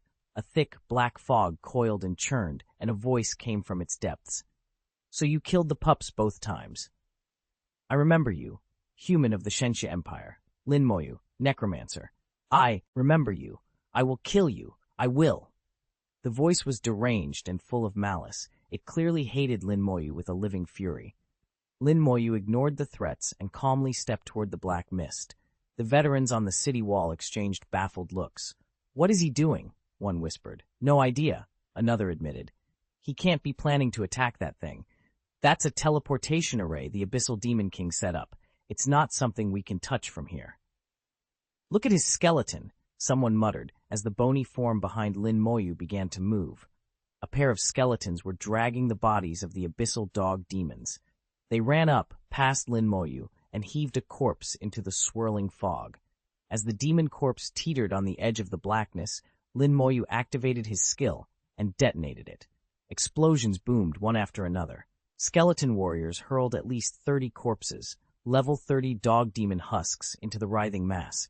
Everyone detonated on contact. The black mist convulsed, twisting and collapsing in on itself, then flaring back out with even more violence than before. A voice rumbled from within it. "You're asking for death. I will kill you. I will certainly kill you." Lin Moyu let out a frustrated breath. Of course, none of it had any effect. His enemy was far too powerful. A single level 30 dog demon corpse, even 30 of them used as bombs, wasn't enough. Not even the teleportation array the foe had set up could be blasted apart. He felt the gap between them keenly. He still had a long way to go. Then a blazing eye opened in the heart of the black mist. The instant that infernal gaze appeared, Lin Moyu staggered back, alarmed. At the same time, skeleton warriors materialized in a line between him and Li Yanyan, forming a living barricade. Without warning, a beam of fire shot from Li Yanyan's eyes and tore toward him. The skeletons in front of him were blasted aside like insects, no barrier at all. The fiery lance struck Lin Moyu square in the chest. His bone armor erupted in a flash of dazzling light, and he was hurled backward as if struck by a crushing blow. For the first time since he donned the bone armor, he was knocked back. A sharp click rang out as the skeletal plating finally gave. After 2 seconds, the armor shattered. Flames slammed down onto Lin Moyu, but the damage didn't stay with him. His damage transfer took effect, redirecting every wound to the summoned skeletons instead. Cracks spidered across the bone warriors' bodies as the fire struck. The blaze was devastating. Lin Moyu's own defenses were pitiful in comparison. The amount of damage he would have taken was astronomical, enough to kill him 100 times over. Worse, the inferno bypassed the skeleton's physical protection and struck true. One by one, the skeletons reeled and broke. Lin Moyu didn't panic. He retreated and immediately raised another layer of bone armor around himself. The new armor flared white, but it only held for 2 seconds before it, too, exploded. By then his magic eye had already reacted. In an instant, he vanished and reappeared atop the city wall. The falling fire struck the fortress's magical shield directly, hitting it unimpeded. The shield screamed and then erupted in brilliant light, bathing the surroundings in the brightness of day. It wasn't only the fort's veils that were lighting up. The entire eternal wall was glowing now. From the magic eye, a blinding beam burst forth, slicing straight into the black mist. A horrible scream echoed from inside that gloom. Lai Yan's eyes were struck, ruined in an instant, as if they'd been snuffed out. "Lin Moyu, I won't let you go," someone, or something, howled from the mist. Then, as abruptly as it had appeared, the black fog dissipated. Everyone let out a long, shaky breath. It was finally over. The way the battle ended felt strange and anticlimactic. It had almost been Lin Moyu alone who finished it. No one doubted he'd take the lead when the military merits were divided later. "Are you all right?" Ning Yi's small face was pale with worry as he gripped Lin Moyu's hand, trembling. He forced a smile and shook his head. "I'm fine." He hadn't expected the last Abyss Demon King to strike directly. The attack had been devastating. Even through the teleportation array, it was more than he could withstand. His bone armor held only 2 seconds. An armor equivalent to 72,000 physique proved shockingly fragile. If not for the damage transfer, he would have died. Lin Moyu felt foolish. He shouldn't have gone in there. He shouldn't have tried to blow the black mist apart. That was beyond him. He realized he'd grown a little cocky after clearing the field, and his arrogance had nearly cost him dearly. Fortunately, he'd been able to pull his skeleton warrior and skeleton mage back into the summoning space to recuperate. After a while, the fortress shield slowly faded. The fight was finally over. The magic eye began to turn again, revolving lazily above the stronghold. The fighters, one by one, sat down on the ground, tired but relieved, chatting and laughing. No casualties. It couldn't have gone better. When everyone looked at Lin Moyu, they gave approving nods. His performance had been brilliant. Only one pair of eyes was different. Zhou Lisheng watched him with obvious jealousy. He'd been on the field too, riding the halo into the front lines and fighting desperately, cutting down abyss dogs without mercy. The legendary title wasn't an empty boast. His combat power was truly impressive. The halo beneath Lin Moyu's feet was formidable. The abyssal dogs couldn't get near him, but its effect extended only to him and his immediate allies. It did nothing for the rest of the Legion, so in the end only a handful of the beasts were killed. If this fight had dragged on without you, I would have been the one everyone noticed. The Holy Light Knight seethed inwardly. You cut it short and stole my spotlight. I'm a veteran, a legendary class Knight of Holy Light. I deserve the glory. His resentment toward Lin Moyu festered and deepened. Seeing Ning Yi tugging at Lin Moyu's sleeve with a worried expression made it worse. His jealousy spiked. He couldn't help but hate the fact that the Abyss Demon King's strike had failed to finish Lin Moyu. Why was Lin still alive? Abyss Demon King. What a waste, he muttered viciously, closing his eyes to avoid looking. The more he stared, the angrier he became. A few minutes later, from the highest battlement of the fortress, Nixiong's voice rang out, firm and commanding. All right, begin distributing military merits. Ears perked up. Time to collect the spoils. Commander Nixiong's voice carried across the square. In this battle, we killed a total of 10,100 Abyss Demon Dogs. The merit pool for enemy kills is 20,000 points. City defense bonus, 3,000 points. No one retreated, bonus for holding the line, 2,000 points. That brings us to a total of 25,000 military merit points. There were 1,052 soldiers present. Aside from Lin Moyu and Mo Yun, everyone will receive 20 merit points, Nixiong continued. Mo Yun receives 500 points, and Lin Moyu receives 3,500 points. Faces around the square registered surprise and a little envy. At first glance, 20 points didn't sound like much, but experience gave the number weight. Normally, you had to personally slay 20 Abyss Demon Dogs to earn 20 merit points. In a 5-person team, that meant 100 kills split among you to get the same share. The fact that, after only a few minutes defending the city, every ordinary soldier was getting 20 merits was already a very generous payout. The merit distribution went through without a single objection. Mo Yun received 500 military merits. Deserved, everyone agreed. She had personally taken down 2 abyssal dogs and fought through countless others. As for Lin Moyu, there was no question. He was the one who carried the battle. Of the 100 abyssal dogs, Mo Yun had slain 2. Lin Moyu had accounted for the vast majority, at least 80% and likely even more. His curse at the very start of the engagement had been crucial. Without it, the fight would never have gone so smoothly. He ended up with 3,500 points, and no one protested, not even Mo Yun. Only Zhao Lisheng looked sour. He had received a measly 20 points, while Lin Moyu walked away with 3,500. Why can't I get a fraction of that? He bit back in his mind. He prided himself on being a holy light knight, a legendary class, and hated the idea of being outshone. He thought it, but he didn't dare speak up. In the Legion, orders were law. What the commander decided went. No one was in a position to argue. Around them, sergeant badges flashed as merits were tallied and handed out. Military honors poured in, and many soldiers were promoted. A number were only a step away from the next rank. The new merits pushed them over the line. Ning Yi hopped up and down with glee. She'd just been promoted to a 2-star private. She hadn't even done anything spectacular. She'd only earned 20 military merits, but the little girl was perfectly satisfied. All eyes, though, were on Lin Moyu's rank badge. It shone more brightly than anyone else's, and tiny stars began to appear on it one by one, 6, 7, 8, until 10. The moment it hit 10, the badge suddenly changed. The plain white private emblem flipped over into a silver second lieutenant insignia. Second lieutenant is an officer rank. On the battlefield, ordinary privates must address officers as Sir, no matter their personal level or status. Even a level 50 soldier, even a commander of a high class, would have to call Lin Moyu Sir, unless their military rank was higher than his. That was the rule, and it had to be observed in combat. When the badge turned silver, it stopped adding stars.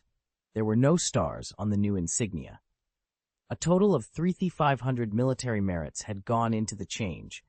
500 took Lin from whatever lower rank he'd been up to a 10-star private, and the remaining 3,000 pushed him through to second lieutenant. For a second lieutenant, every extra star costs 10,000 shigong, 100 times more than before. Rising through the ranks is brutally difficult. Killing a few abyssal curse won't cut it. To win the kind of battle merits that matter, you have to go into the depths of the Yuan battlefield, or even enter the abyss itself to hunt real abyssal demons. Ning Yi glanced at the insignia on Lin Moyu's shoulder and grinned. Wow, you're a second lieutenant. Hello, sir.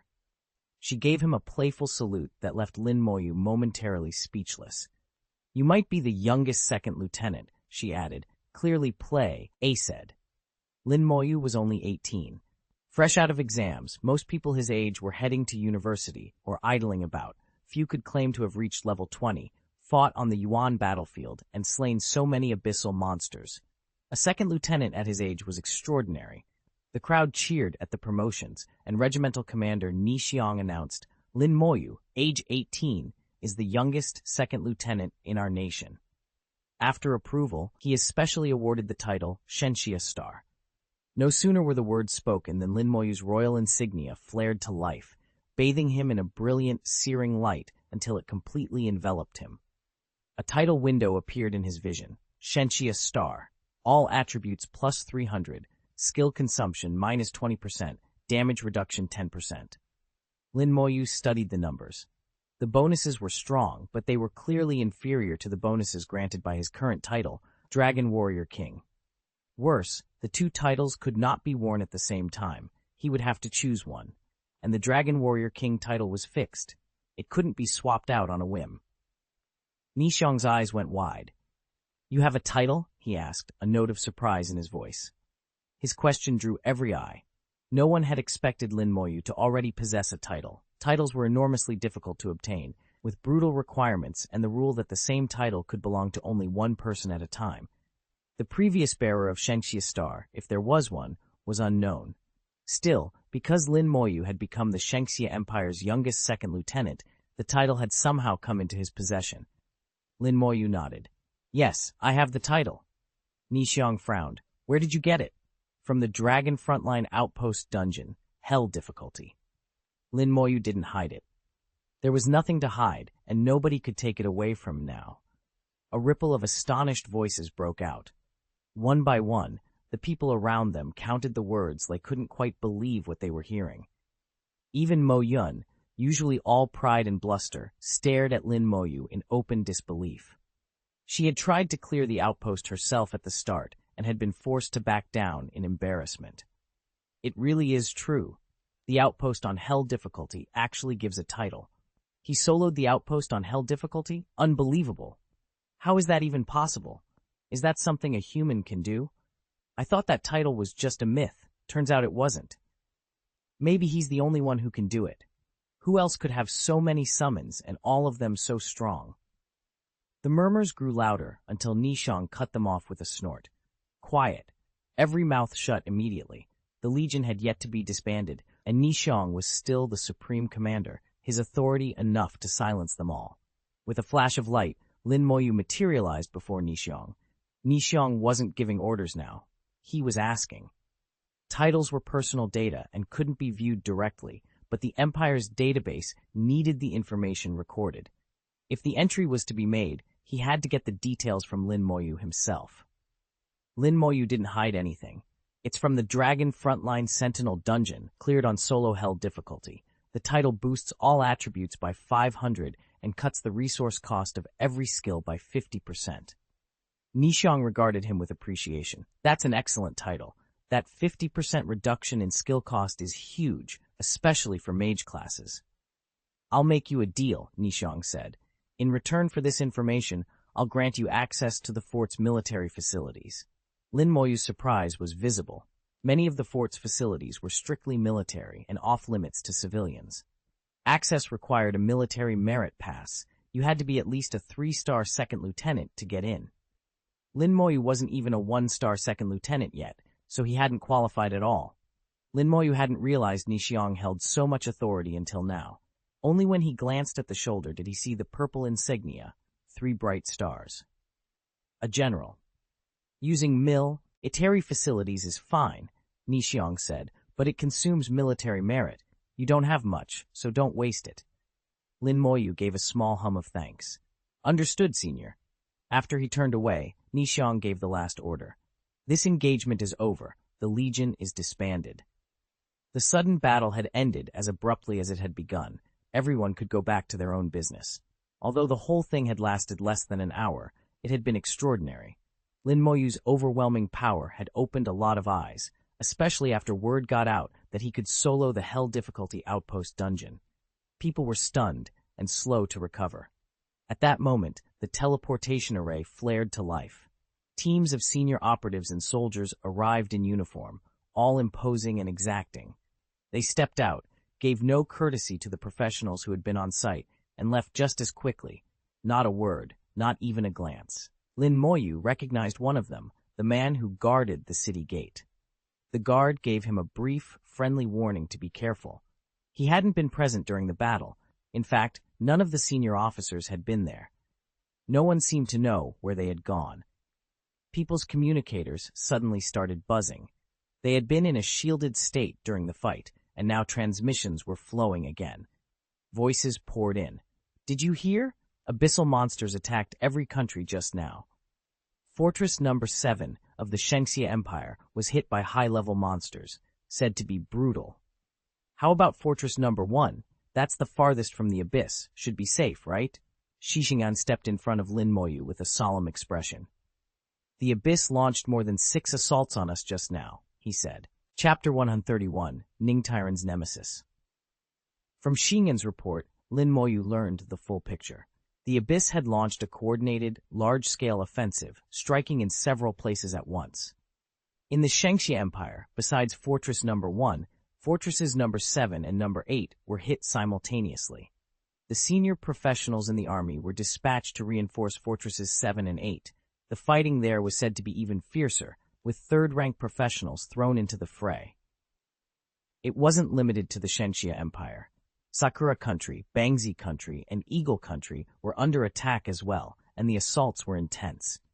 Our Shengxia Empire did pretty well, Xixing'an told her. No serious casualties here.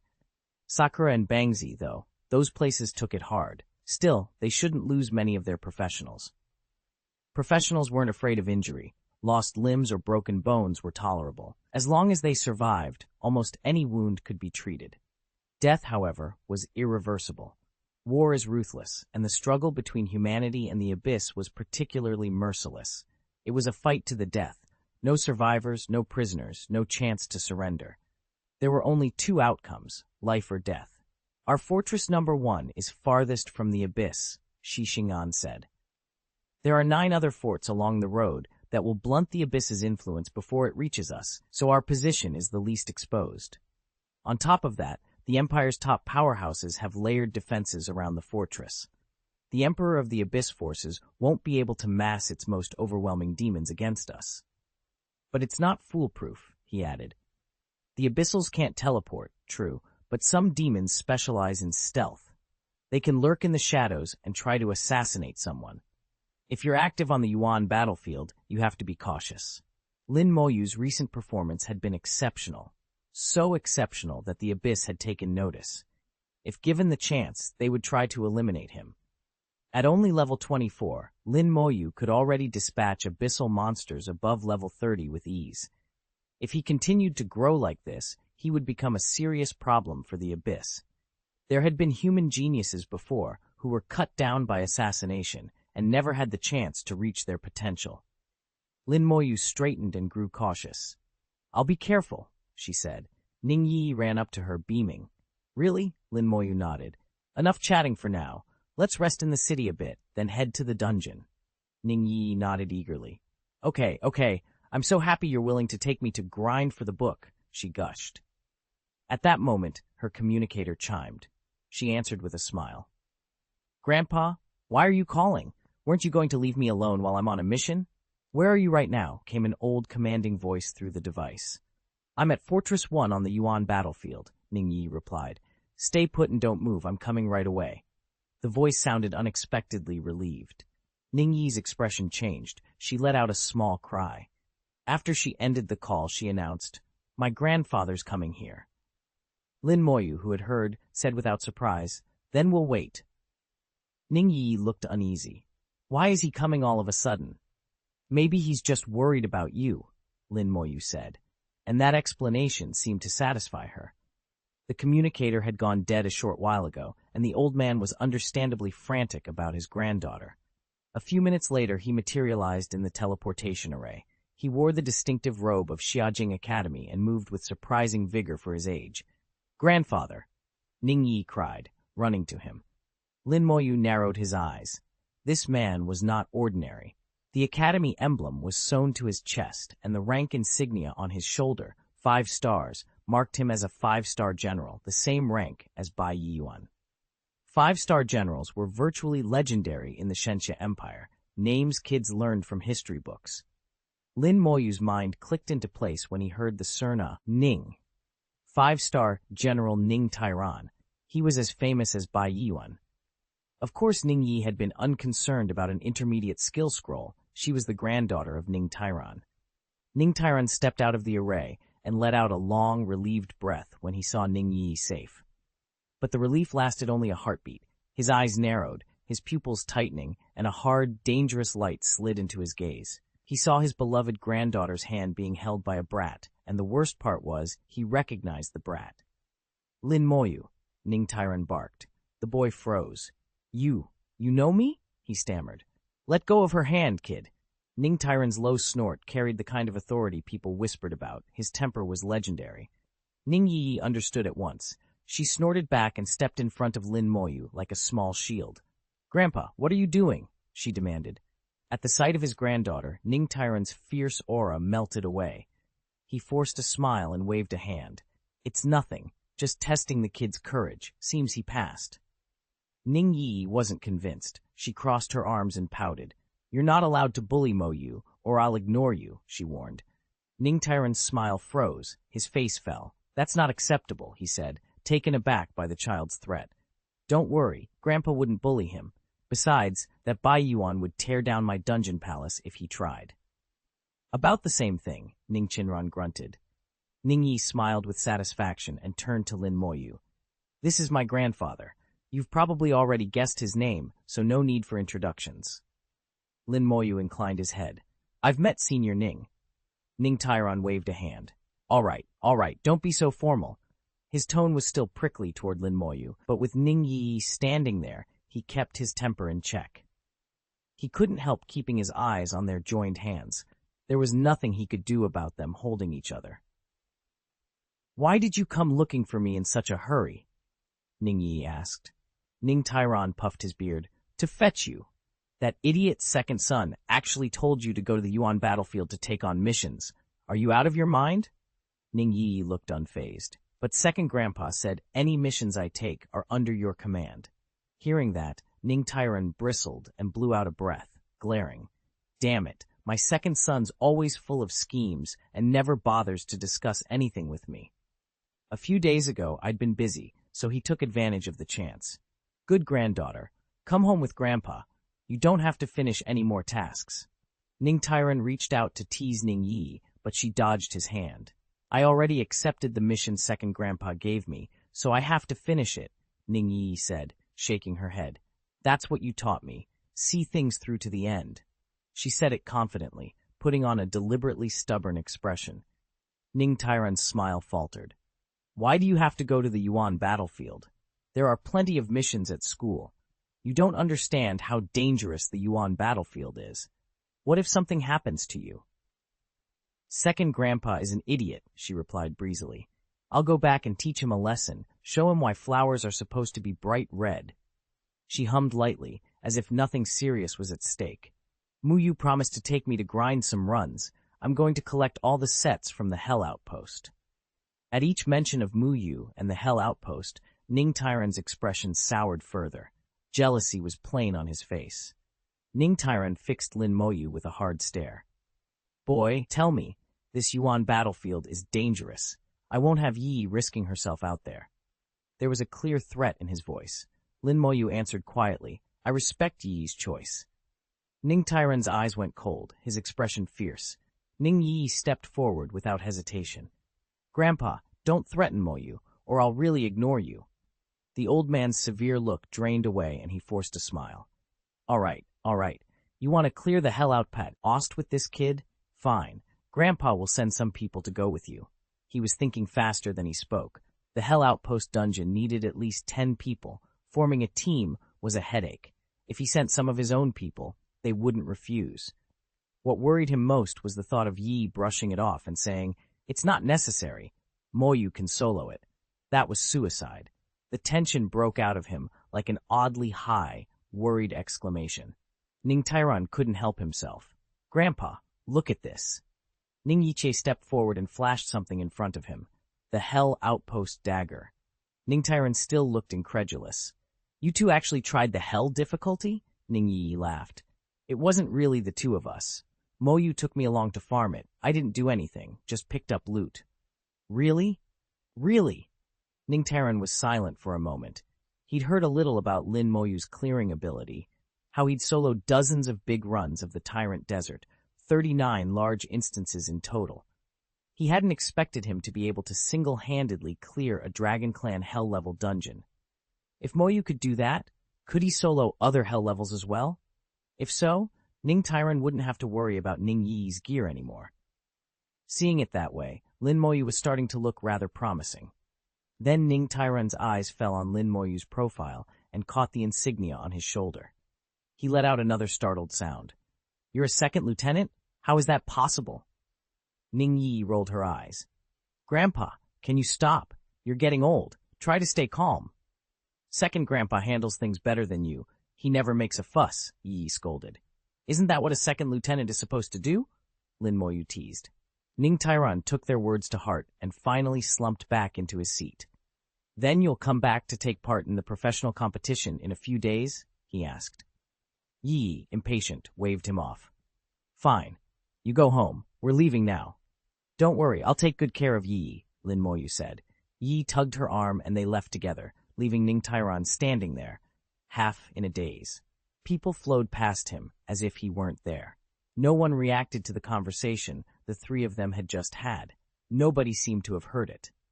That, Ning Tyron knew, was deliberate. He had cloaked their exchange so he wouldn't be swarmed. If he'd stood there openly as himself, he would have been surrounded in an instant. Someone nearby muttered under their breath, "No, this kid isn't normal. I should go ask him." After a long moment of thought, Ning Tairan turned and walked toward the fortress. Chapter 132, Ning Yi's Nemesis. The facility descriptions were straightforward. Officer Rest House accelerates physical recovery and quickly eliminates fatigue. Officer Skill Training Field speeds mental recovery and increases the rate of skill training. Officer Teleportation Array allows teleportation to several designated locations. Military Merit Exchange trade military merits for various materials. There was a caveat. Most personnel below level 40 were not eligible to use the military facilities at Fort Number 1. Very few operatives under level 40 had reached the rank of 3-star second lieutenant. Even those who had completed a second job change and exceeded level 40 were not guaranteed that rank. Lin Moyu had originally been ineligible as well. His battlefield performance and his status as the holder of the Star of Shenxia prompted Ni Xiong to grant him access. That privilege, however, was not generous. Access to these facilities was extremely limited. The rest house, for example, could restore all physical strength and remove fatigue within an hour, but it came at a steep price.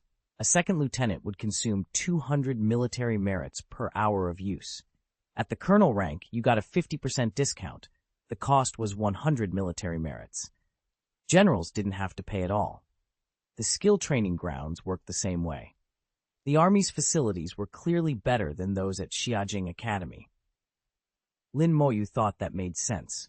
Military merits were far harder to earn than academy points, and they were won in real combat. When a resource cost that much, no one would waste their merits on something that didn't work. Lin Moyu and Ning Yi stepped into the military merit exchange together. There were already imperial exchanges and academy point shops in the capital. He hadn't expected the garrison to have its own merit market.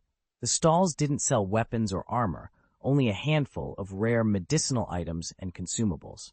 His eyes brightened when he saw a bottle labeled Fatigue Potion on the shelf. It was the same potion he'd bought from Shu Han. The price tag read 200 military merits a bottle, painfully expensive. According to the Abyss Magic Dog's calculations, they'd need to kill at least 200 enemies. The dog demon would count for 2 of those kills, which meant Shu Han would only need to spend 500 points to cover the rest, a huge relief for him. On display were a few useful potions. Anti-Curse Potion raises curse resistance for 30 minutes. Elemental Resistance Potion boosts resistance to elemental attacks by 50% for 30 minutes. Control Resistance Potion increases resistance to control effects by 50% for 30 minutes. Unfortunately, those 3 only work on the user and don't affect summoned creatures.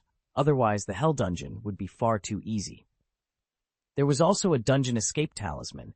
It lets you instantly exit any dungeon, highly recommended to take when going into the Hell Dungeon. Each talisman cost 100 military merits.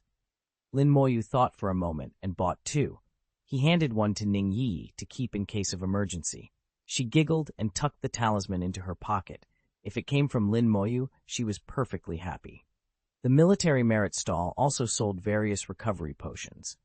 Primary Recovery Potion, upon use, heals injuries and restores 500 points of mental energy. Cooldown. On the battlefield, every second counts.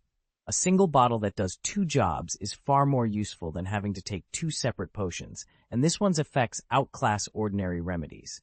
It can mend most wounds while instantly restoring 500 mental energy, more than 5 times the recovery of a basic mental potion, and its healing capability is likely superior as well. The real advantage, though, was the cooldown, only 1 minute. If you had a steady supply, you could take a bottle every minute during a fight. The catch, of course, was the price, a steep 100 military merits per vial. Lin Moyu frowned thoughtfully. If he could earn more military merit, he could buy a stash of these and use them to practice skills, or bring them into the officer's training arena. With enough of them, the effect might rival that of a desert fruit. The only problem was accumulating the necessary military merits.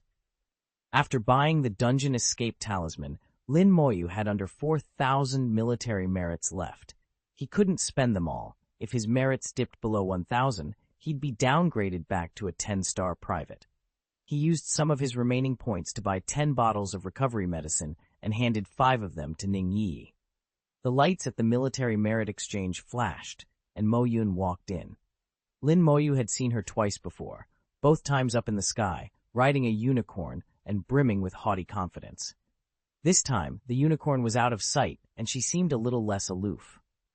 Her rank badge was silver with 3 gleaming stars. As a 3-star lieutenant, she qualified to use the exchange.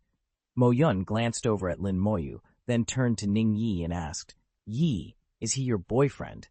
Ning Yi flushed and stepped close to Mo Yun, slipping her arm through her sleeve. "Sister Yuner," she said softly. Of course the two of them knew each other. Mo Yun came from the Mo family of Xiajing City, and like most girls from there, she had attended Xiajing Academy, so it was only natural she and Ning Yi were acquaintances. Mo Yun's bright eyes flicked to Lin Moyu. "Be good to Yi. If you're not, I won't let you off." Ning Yi smiled. "Sister Yuner, don't worry. He treats me very well." Lin Moyu didn't answer. She only returned a small, amused smile. Mo Yun hummed and fell silent, then moved over to the shop to buy supplies. She was used to running solo and preparing more than most players, especially stocking up on recovery potions. While Mo Yun browsed, Ning Yi, who looked a little intimidated by her, stuck out her tongue and carefully tugged Lin Moyu aside.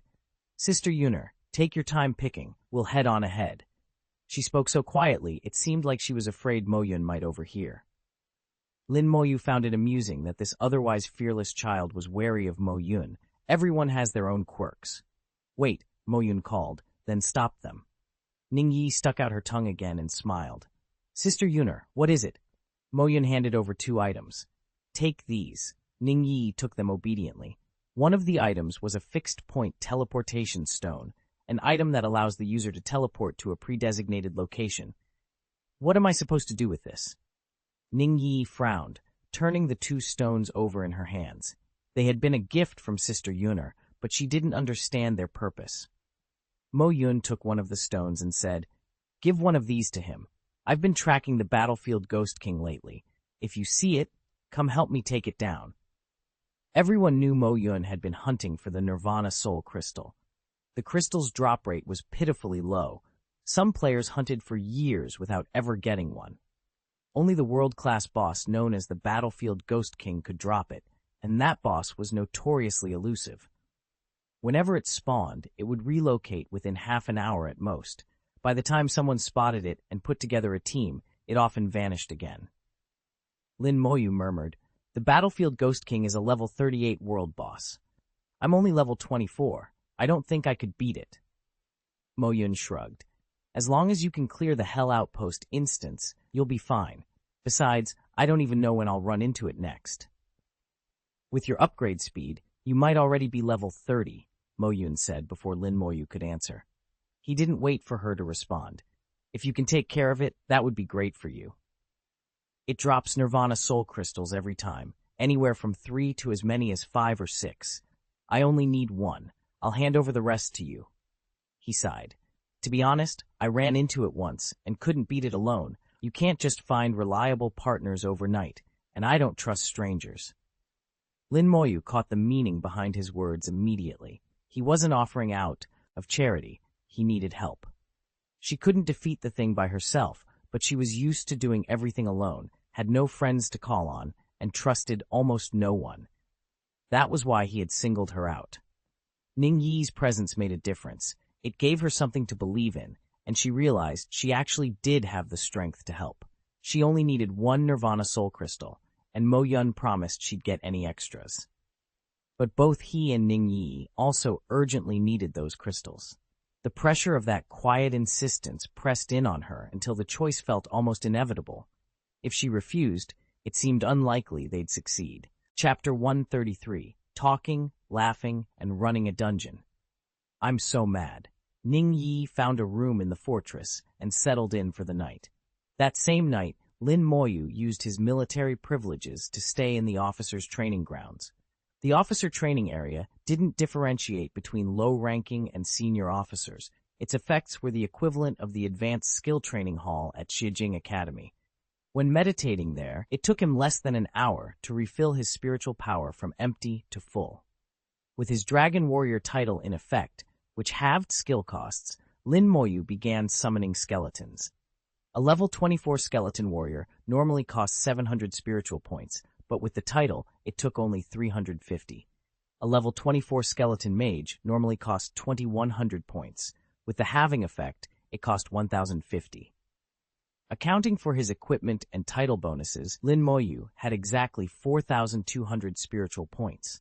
That meant each full bar let him summon 12 level 24 skeleton warriors, or 4 level 24 skeleton mages. Once his spiritual power was drained, he would simply meditate again to recover and repeat. Lin Moyu checked the clock, then began summoning. He started with 10 skeleton warriors and kept calling more until he had 150 skeleton warriors in total. He used the remaining summoning capacity to raise skeleton mages, 90 of them, bringing the total to 240, which maxed out his summon limit. They'd spent 6 hours in the skill training field, burning through another 1,200 military merit points. Between that and earlier expenses, their balance had already fallen from 4,000 down to just 1,800. Military merit disappeared like water. After a night's rest, they were fully recovered. Laughing and chatting, they headed to the Dragon Frontline Outpost instance. Lin Moyu's cooling talisman still had 8 charges left. Ning Yi's had 9, more than enough for the run. After yesterday's fight, a lot of top players had poured into the outpost overnight, and the dungeon entrance was buzzing again. The Shengxia Empire could be messy in peacetime, but when war came, its coordination was impressive. Players from Bangzi, Cherry Blossom, Eagle, and other nations who had watched Shenxia's actions the day before gathered around, their manner and conversation noticeably different from the seasoned professionals representing the Shengxia Empire. Lin Moyu and Ning Yi pushed through the fog and stepped forward. They looked like a perfect pair, one a golden boy, the other a jade girl, as if fashioned by heaven and earth. At their arrival, every professional from the Shengxia Empire in the hall rose and turned toward Lin Moyu. The sight left the visiting professionals from other nations staring in disbelief. "What's going on?" someone muttered. "Why are they all standing?" another asked. "What's the big deal with these two? The guy looks ordinary, but that girl's really pretty." Someone who recognized Lin snapped, "Keep quiet. That's a killer. Don't mess with him unless you want to die." "A killer? Is he that dangerous?" one scoffed. "Dangerous? Killing you would be like swatting a fly," the first man shot back. The scoffer's face drained, and he went silent. He hadn't expected the seemingly harmless youngster to provoke such fear. Ning Yi laughed softly. "They're all staring at you," she said. It wasn't empty bravado. Lin Moyu had earned their respect with his actions on the battlefield yesterday. He'd done the unthinkable, cleared the outpost raid on hell difficulty, a feat no one had managed before. At 18 years old and level 24, being promoted to second lieutenant so young was unprecedented. People watching couldn't help but marvel. This boy had the makings of something legendary, limitless potential. Many whispered he might one day rise to be as great as Baishan. It wasn't exactly disrespectful to say so. After all, no amount of bravado guarantees someone will become a figure like Baishan. But still, everyone present felt the same thing. As long as Lin Moyu lived, he could become the second white god. Under those gazes, Lin Meng, Oyu, and Ning Yi stepped into the dungeon. His skeletal army had swelled. 150 skeleton warriors and 90 skeleton mages now followed him. Running instances had never been easier or more efficient.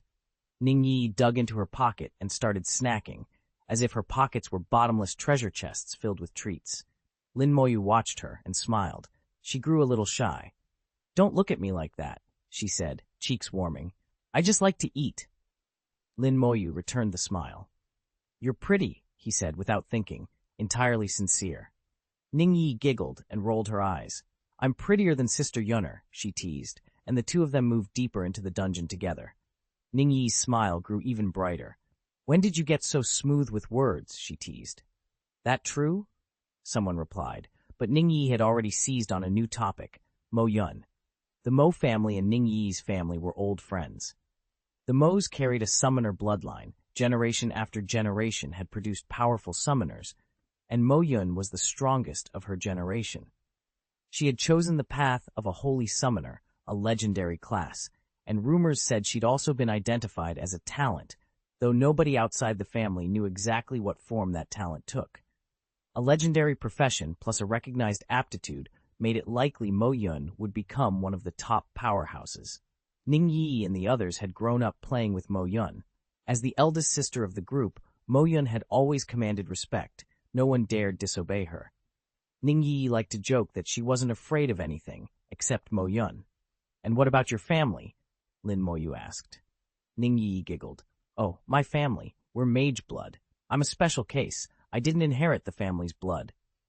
It was rare, after all, to find a shadow assassin in the lines of a mage. Still, it was obvious Ning Tairan favored Ning Yi. The two of them, Ning Yi and Lin Moyu, talked about their childhoods. Lin Moyu dropped bits and pieces of his past into the conversation. From those few details, Ning Yi could tell his family background had been hard, nothing like her own. "Don't worry," she said.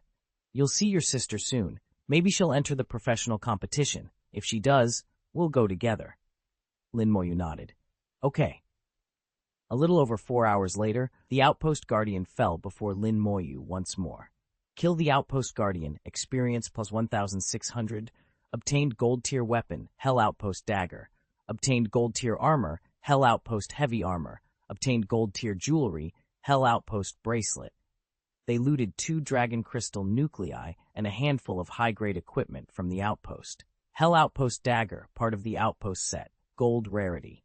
All attributes plus 500, Assassin Skills plus 50%, usable by level 30 and above. Hell Outpost Heavy Armor, part of the Outpost set, Gold Rarity. All attributes plus 300, Night Skill Consumption reduced by 20%, usable by level 30 and above. Hell Outpost Bracelet, Zhao Day's piece of the Outpost set, Gold Rarity. All attributes plus 200, Mental Power Recovery Speed 30%, usable by level 30 and above. Dragon Crystal Nucleus, an extremely rare crafting material used to make a variety of items. Ning Yi reached out and said, "Can I have that dagger?" Lin Moyu handed it to her without thinking, though a curious look crossed his face. "What for?" he asked. "It's a secret," she teased. "You'll see, it'll be useful." He only chuckled and let it go. They equipped the skeleton-armored suits for both of them and left the instance. This was their 4th run through the same dungeon. They'd become so practiced that this time everything went smoothly, almost effortless. The secret was simple. Ning Yi stayed at his side, chit-chatting cheerfully as they cleared the Leng dungeon with laughter. To Lin Moyu, a hell-level instance that others struggled and sweated to beat was nothing more than a leisurely stroll. "Step aside!" As soon as I stepped out of the instance, someone shouted behind me. Chapter 134, Holy See of Ancient Rome, Vulcan Fighter, huh? What happened just now? Something always seems to go wrong whenever a new instance opens.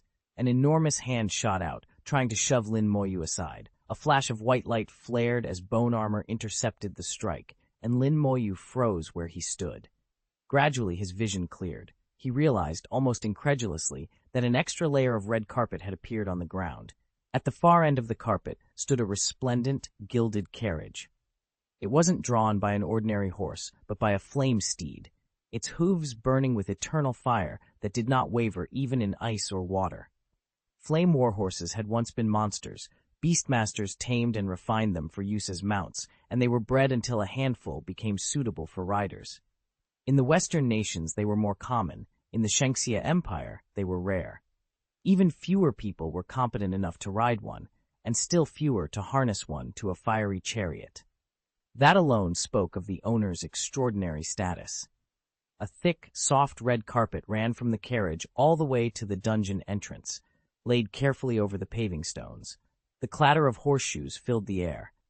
Flanking the red carpet were 10 mounted riders, their steeds wreathed in flame and bearing an air of grim splendor. Lin Moyu and Ning Yi had just stepped out of the dungeon and were standing on the carpet when a man reached out to shove Lin Moyu aside.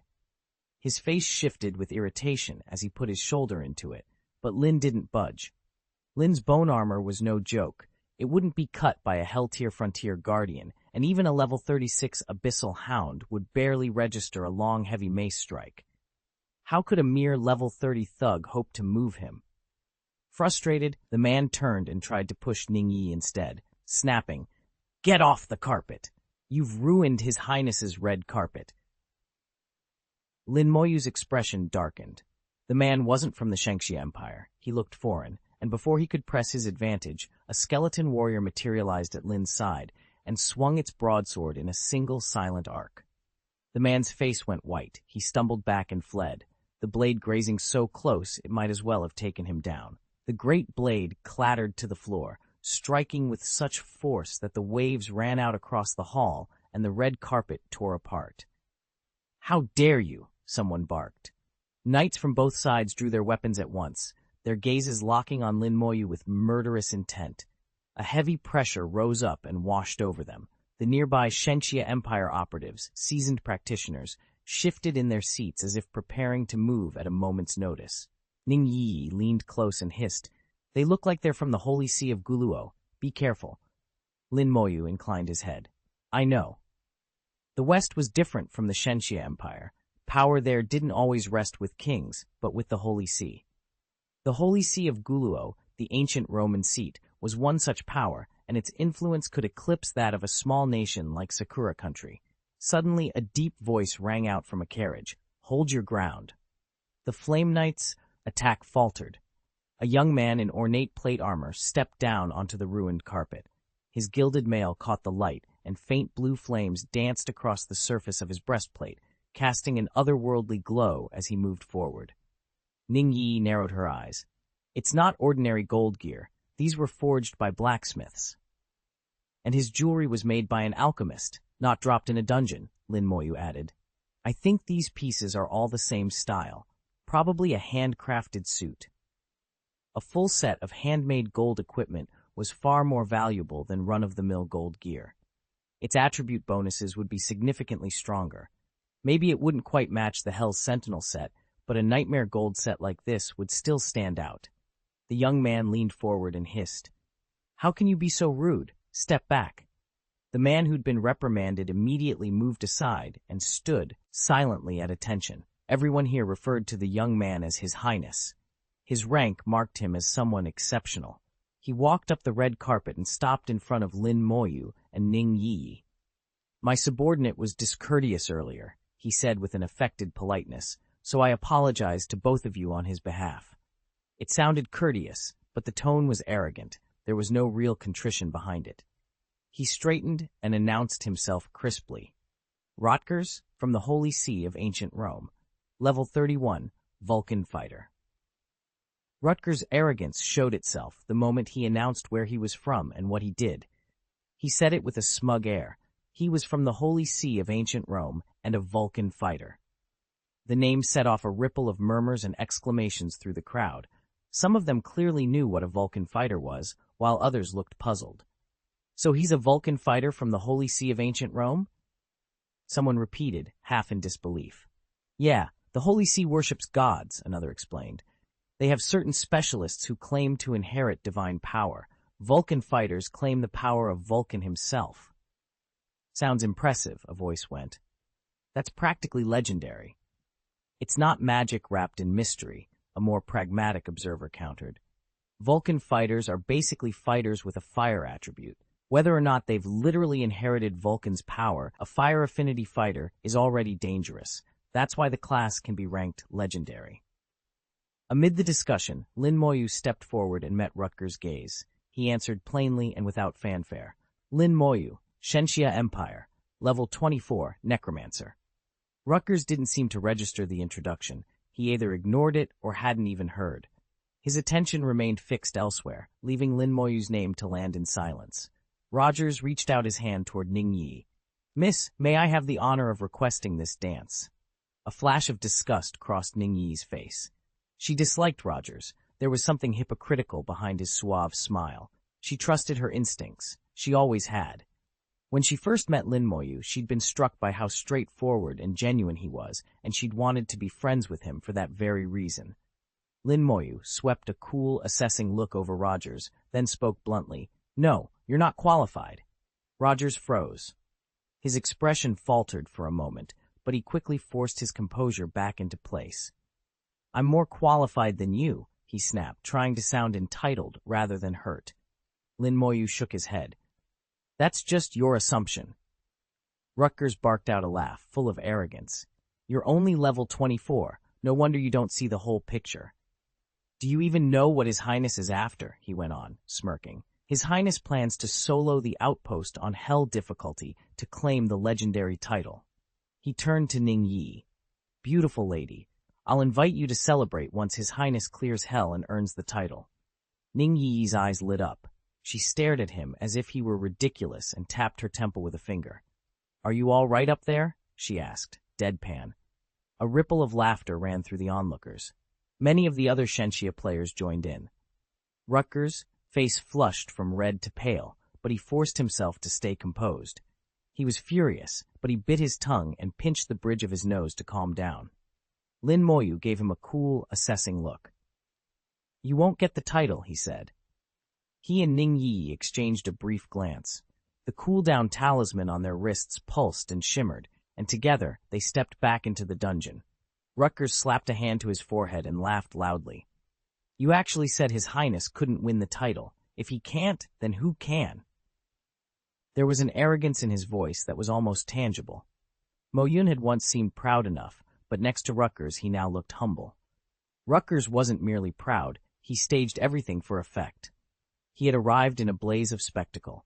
A flaming chariot, a professional support. At his side, a red carpet rolled out. It was all deliberate, meant to show the foreign pros exactly how he'd cleared the Hell difficulty outpost and seized the legendary title no one else could get. He swept his gaze across the crowd, expecting awe, but found only two sneering faces. Something was off. Send someone. Find out what's happening, he ordered. This wasn't some impulsive stunt. He'd planned the show. Still, uncertainty crept over him. The news came back almost immediately. The title had been revoked. Someone had already finished the Hell-level outpost, the exact one Rogers was trying to clear, before he could even set foot in it. Worse, that someone was the level 24 Necromancer who had just entered the instance. Rogers stared, dumbfounded. The room was silent, except for the soft crackle of residual magic in the air, evidence of a recent battle. Corpses lay where the Necromancer's summons had fallen, but there were no active guardians left. Any traps had been disarmed. The copy was clean, the objective already marked as completed. Everything Rogers had planned to do here, every strategy and every hoped-for reward, had been rendered moot by a single, efficient victor. He felt a cold spike of frustration and something else he didn't want to admit, awe. A level 24 Necromancer finishing a Hell-level outpost in one sweep was not ordinary. Rogers swallowed, trying to steady himself. Whatever his next move, he would have to adapt, and fast. Chapter 135. For the sake of the title, enter the dungeon to hunt down Days. It was no secret that Lin Moyu had soloed the Hell outpost.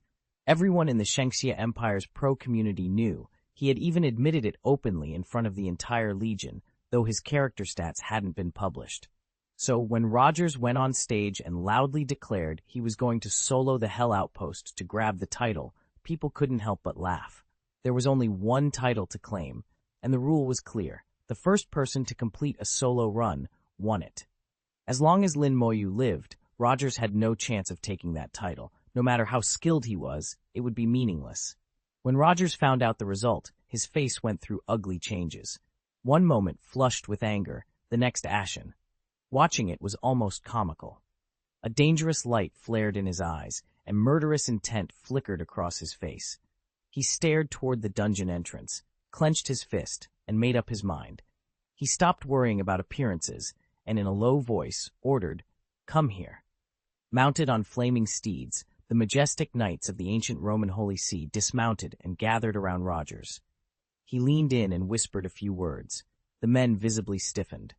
"Your Highness, are you sure about this?" one of them asked.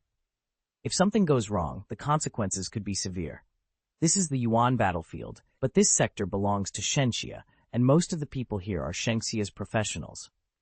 Rogers watched their hesitation for a moment, then made his choice. "We keep it secret. If any of them die, people will assume they fell in the simulation. They could voice their doubts, but they could not refuse. The Holy See's rules were strict, and Rogers was their commander. Obedience was not optional. Very well, they said reluctantly. We follow His Highness's orders. Rogers produced a scroll. In the world of professionals, many powers and techniques took the form of scrolls, skill scrolls, spell scrolls, and other enchanted parchments. He activated it, and the surface of the scroll immediately began to glow. 11 professionals and a flame horse formed a human barrier around the entrance, and the crowd outside couldn't see what Rogers was doing inside. Voices rose in speculation. What are they doing in there? Looks like they're talking something over. Maybe they're discussing how to split the prize. If Rogers can't secure the title, there's no point in grabbing at it. Well, with their gear and Rogers' legendary class, handling a hell-level dungeon shouldn't be a problem. Rogers' confidence to go it alone spoke for itself. He must have the strength to back it up.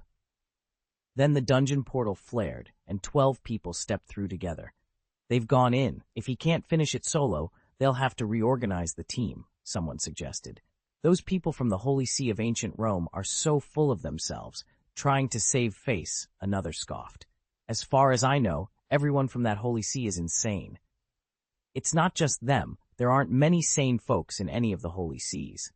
Good thing only that one Holy See showed up today. If another had come, it would have been a real show. It's embarrassing enough already. They made such a big production of themselves, not knowing the title was already taken by Lin Moyu ages ago. That little Holy See actually thinks it can compete with my Lord Xia? It's nowhere near. Outside the dungeon, only the flame warhorse waited. The mounts had been tamed. They wouldn't leave without their master's command. Inside the dungeon, skeleton warriors and skeleton mages kept cutting down waves of dragonkin without pause. Lin Moyu and Ning Yi sat nearby, talking and laughing. Ning Yi's smile was bright. I really want to see Roger's face right now, she said. Lin Moyu chuckled. He's probably a bit embarrassed. Ning Yi's grin grew wicked. It would be perfect if he went in alone on hell difficulty, exhausted himself trying everything, only to find out there's no title reward. Rogers is grinding for that title. If he clears the place and finds nothing, he'll be in tears. She hesitated, more serious now. But the Hell Outpost isn't easy. No matter how good his gear is, he might not clear it even with a legendary class. In my opinion, only you, Lin Moyu, could do it. My sister Yuner isn't strong enough, and Rogers certainly isn't. Lin Moyu snapped his head up and stared toward the dungeon entrance. Figures were moving through the doorway, Rogers and his crew. What's happening? He asked. Ning Yi's face went pale. They used a dungeon tracking scroll. She hurriedly explained. A tracking scroll can lock onto someone else's instance. Abyssal demons originally used them to hunt powerful clan practitioners inside dungeons. Later, humans reverse-engineered the technique. Rogers only grinned, produced a second scroll, and activated it. A strange aura washed over the whole chamber. Ning's eyes tightened. That's a teleportation seal scroll. We can't use the dungeon escape rune anymore. Lin glanced at the escape rune. It had gone dim. Rogers and his people closed the distance until they were circling Lin Moyu and Ning Yi. Rogers sneered. Thought you could run? Fine. So I chased you in. I heard you just cleared the hell dungeon and picked up the title, Rutgers said, voice slick with satisfaction. You left me no choice, he continued, eyes glittering. If I don't kill you, I can't take that title. That's how it works. You chase into someone else's instance and snatch what they earned, and with a full-man formation, no less. It's outrageous. He let the last words hang like a challenge, as though he were ripping away any pretense of honor. Aren't you desperate? Terrified? Calm down, beautiful, he purred, leaning in. I won't kill you so easily. You'll be a much better prize otherwise, a very pretty plaything. Around them, the others from the Holy See watched with the fevered intensity of zealots. Once they lost their temper, they weren't much different from rabid dogs. Lin Moyu, who stood nearby, had always kept a measure of restraint.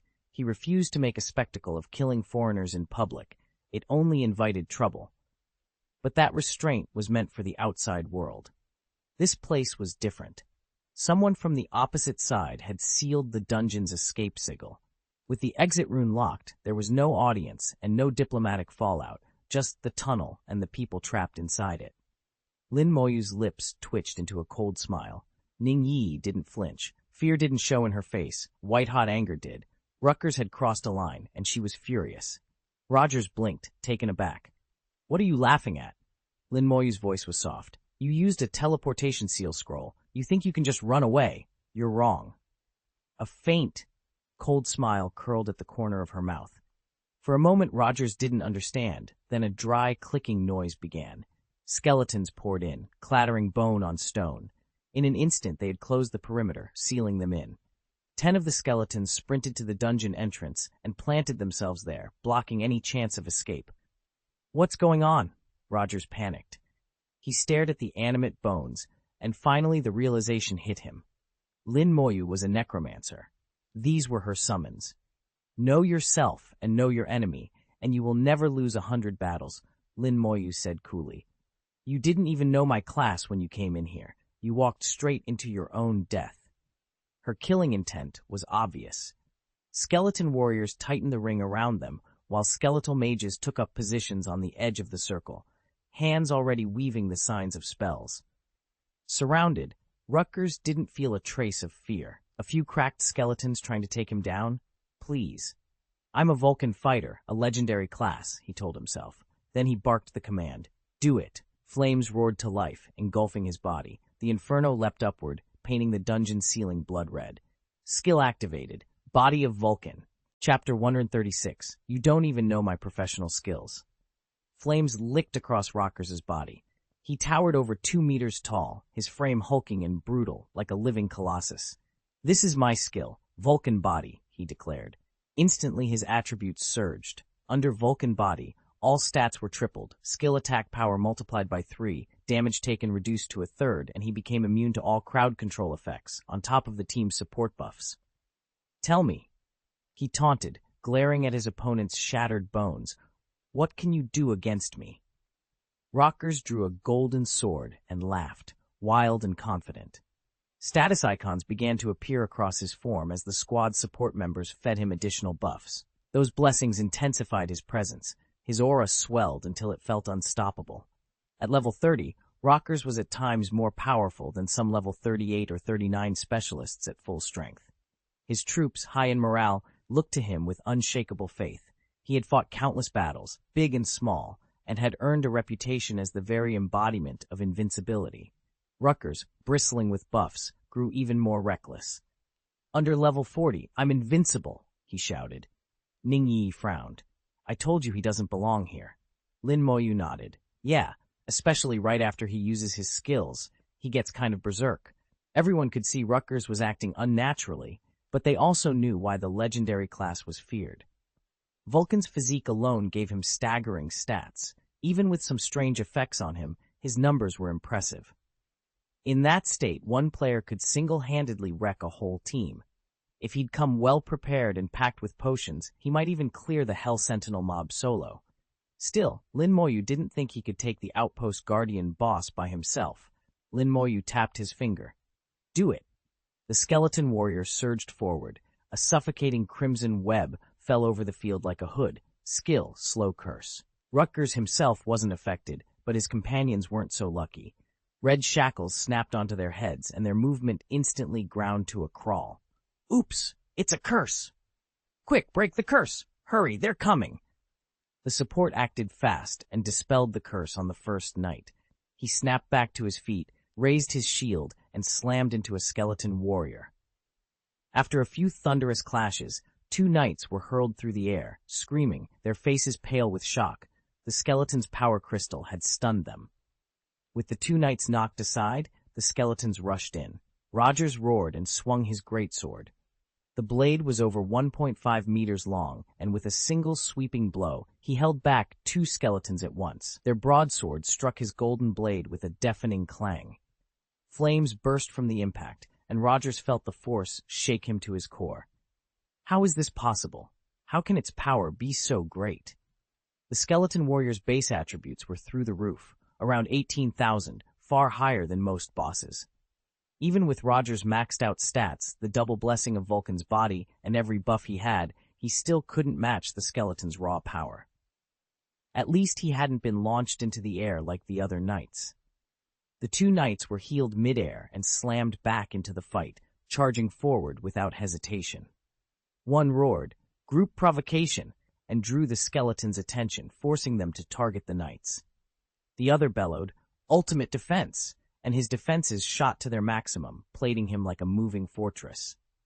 Around them, the nanny kept chanting her continuous healing spells, trying to hold the front line together. The mages and archers unleashed everything they had, but their shots and bolts barely registered against the bone ranks. Their damage was too weak, each skeleton took ages to bring down, and more skeleton warriors poured in from every direction. The team's output couldn't keep up with the numbers.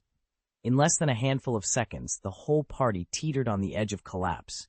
Then thunder struck. A bolt crur ashed down onto the therapist. He screamed as his cast was ripped away. The healing was interrupted mid-spell. Electricity raced through him, leaving his limbs numb. He hadn't even managed to give She the second treatment before another lightning bolt slammed into him, freezing his muscles and leaving him unable to move. The attack didn't stop there. Flames licked across the battlefield, sharp ice shards followed, and a violent gale tore through them in quick succession. The coordinated elemental onslaught left the party reeling. The knights held their ground as best they could, their taunts and defenses buying precious seconds, but without steady healing and with damage so pitiful against the bones swarming all around them, hope was shrinking fast. The magical barrage from the 90 skeletal mages crashed down on them, utterly overwhelming the small group. Rutgers stood frozen, panic rising. He couldn't understand it. He'd always thought himself invincible until level 40. How could a level 24 Necromancer do this to him? Then it clicked. There was no Necromancer profession recorded in his memory. Necromancy was a brand new class. He didn't know its mechanics or how deep its skills went. Lin Moyu had been right. He'd attacked without even knowing the opponent's abilities and had basically run his head into an iron wall. Without strong crowd control, the Hell Sentinel dungeon boss couldn't hold up under a siege of summoned skeletons and their mage casters. Even if some of the enemy classes had control spells, there were far too few of them to manage 90 skellies at once. In an instant, they were buried under the unrelenting assault. Death came fast. With a scream, the frailest mage was the first to be torn apart by the overwhelming magic. "Cover your ears," Lin Moyu ordered Ning Yi. She did so obediently. Lin Moyu stepped to the side to shield her eyes, then raised his hand. Rutgers felt a cold knot in his gut as he watched. Something was very wrong. Then the game announced it in a single horrible line. "Skill, corpse burst." The blast detonated with an ear-splitting roar. Even with his damage reduced to a third, the shock hit him like a sledgehammer. He felt his health crater and his limbs go numb. When he came to, he looked around and realized with a sickening clarity that he was the only one left standing. All 11 of his teammates lay motionless, dead. Panic flooded him. He'd led them straight into a slaughter. You can't kill me," a voice screamed. "I am the godson of the fire temple of the ancient Luo Holy See. If you kill me, you will die too." Rogers cried out in hysterical desperation. Rutgers knew then that mercy was not an option. Whether Lin Moyu was merciless by nature or simply didn't hesitate, he certainly wouldn't hold back. There was no special status that could save them. Titles meant nothing in the face of raw power. Boom, boom, boom. 3 consecutive explosions smashed into Rutgers. The world narrowed to pain and noise, then fell suddenly silent. He was thrown to the ground, nearly torn apart, on the very edge of life and death. From the opening instant of the fight, Rogers and the rest had been utterly overmatched. They never had a chance to mount a counterattack. In less than 10 seconds, the entire squad had been wiped out. To Lin Moyu, killing them was no harder than slaying a pack of monsters. When the dust settled, he and Ning Yi stripped the skeleton warriors of their gear. If you couldn't access extra storage mid-dungeon, you just tossed the items aside and picked them up on the way out. All of it was gold-rank equipment, top quality, each piece worth a pretty penny.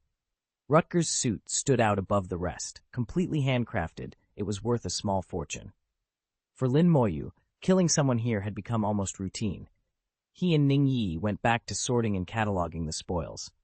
Ning Yi glanced over at one of the insignia and said, "He was from the Holy See of ancient Rome. Aren't you worried?" Lin Moyu smiled. "Worried? If anyone makes trouble for me, I'll go to their Holy See in ancient Rome and tear it down." Ning Yi watched him with a grin. All right. I'll come with you when that time comes." Far away, at the Holy See's headquarters in the ancient Roman state, a statue in the Grand Palace began to tremble violently. The whole building shuddered, and the movement sent alarm through the clergy and guardians of the Holy See. The old top-ranking operative felt it first, and his face changed instantly. "Rotgers is dead," he said. A handful of other senior professionals rushed over, their expressions hard with anger. "Get a healer, now," someone barked. "At least it's something that Rotgers left his mark before dying," another murmured. "Still, I don't know if I can measure up to the rest of the field after this." "His companion is probably dead as well," a third said. "Once we resurrect him, we'll question him and find out what happened." Chapter 137, 100.2 billion is just small money, not enough. A few hours later, Lin Moyu opened the outpost interface again. He was only 10% away from reaching level 25. Just one more boost, and he'd hit the next level. Beside him, Ning Yi had just been upgraded to level 23 and was grinning from ear to ear. Leveling up felt effortless when she did it with Lin Moyu. Thinking back to how hard it had been to get from level 20 to 21 made her shudder. From now on, she decided she would rely on him. They loaded Rutgers and the other party members' gear into the storage chest to sell later. The items would bring in a good sum, something Lin Moyu badly needed. Once he reached level 40, he'd burn through a lot of mid-level skill scrolls, and each of those cost a fortune, about 10 million gold or 80,000 points apiece.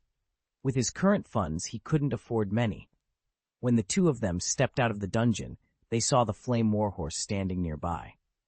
The mount seemed restless, lowly growling as if mourning a fallen rider. All four hooves flickered with fire. Lin Moyu and Ning Yi exchanged a brief, sympathetic look, then ignored the horse and moved off to the side to rest. They had already cut a deal and decided to let the Rutgers affair rot in silence. When Rogers and the others died in the dungeon, they naturally severed contact with the Flame Warhorse, so there would be no proof of their deaths and no one to hold them accountable. So when Lin Moyu and Ning Yi stepped out, nobody acted surprised. A crowd had gathered nearby, drinking and shouting. Voices rose above the clatter. "Let me tell you straight, those people aren't half as fast as Lin Moyu on his own," one man slurred. "Exactly. Whatever this so-called Vulcan fighter is, whatever genius the Holy See of Guro produced, trash," another chimed in. "Depends who you're comparing them to," someone else countered. "Next to Lin Moyu, they're worthless.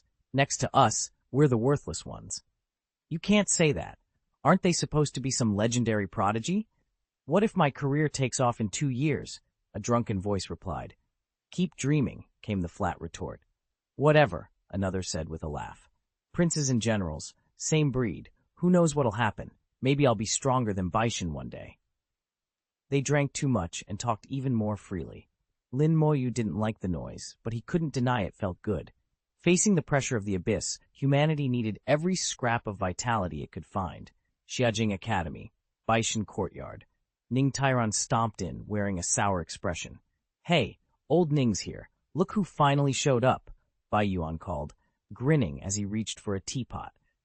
"What's with the long face?" Ning flopped into a chair and drained 3 cups in quick succession.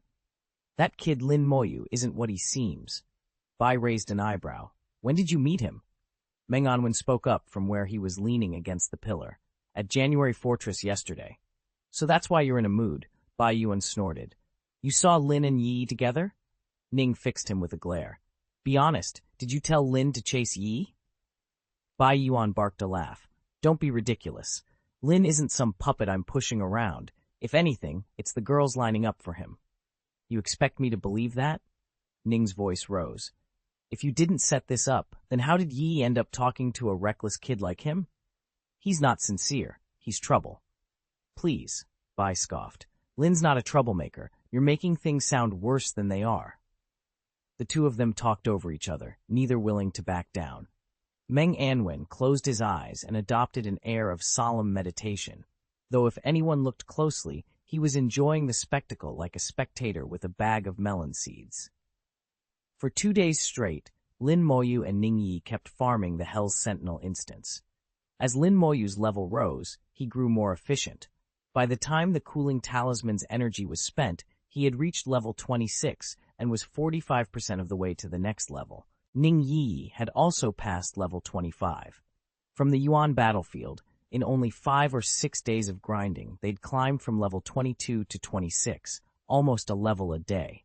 It was staggering speed compared with the months or half year it usually took others. After their final run, they left the instance and returned to the fort on the first floor. Exhausted, they found a small restaurant and ordered something to eat. They hadn't had time to rest in the past 2 days. The cooling talisman needs recharging, Lin Moyu said. I'll have to go back to Shajing Academy. There's no alchemist here who can do it. Ning Yi chewed a mouthful and added, half absently, I'm going back too. I'll ask Second Grandpa to turn in a few quests. I don't know if there'll be any new missions, Ning Yi muttered. If Second Grandpa lied to me, I'll definitely pluck his beard when I get back. She raised a tiny fist in mock threat, endearing more than fierce. Lin Moyu watched her, and almost without thinking, reached out to brush a smear of food from the corner of her mouth. Ning froze, speechless, her cheeks flushing. Embarrassed himself, Lin immediately withdrew his hand. Our Hell Outpost suits are all ready, he said.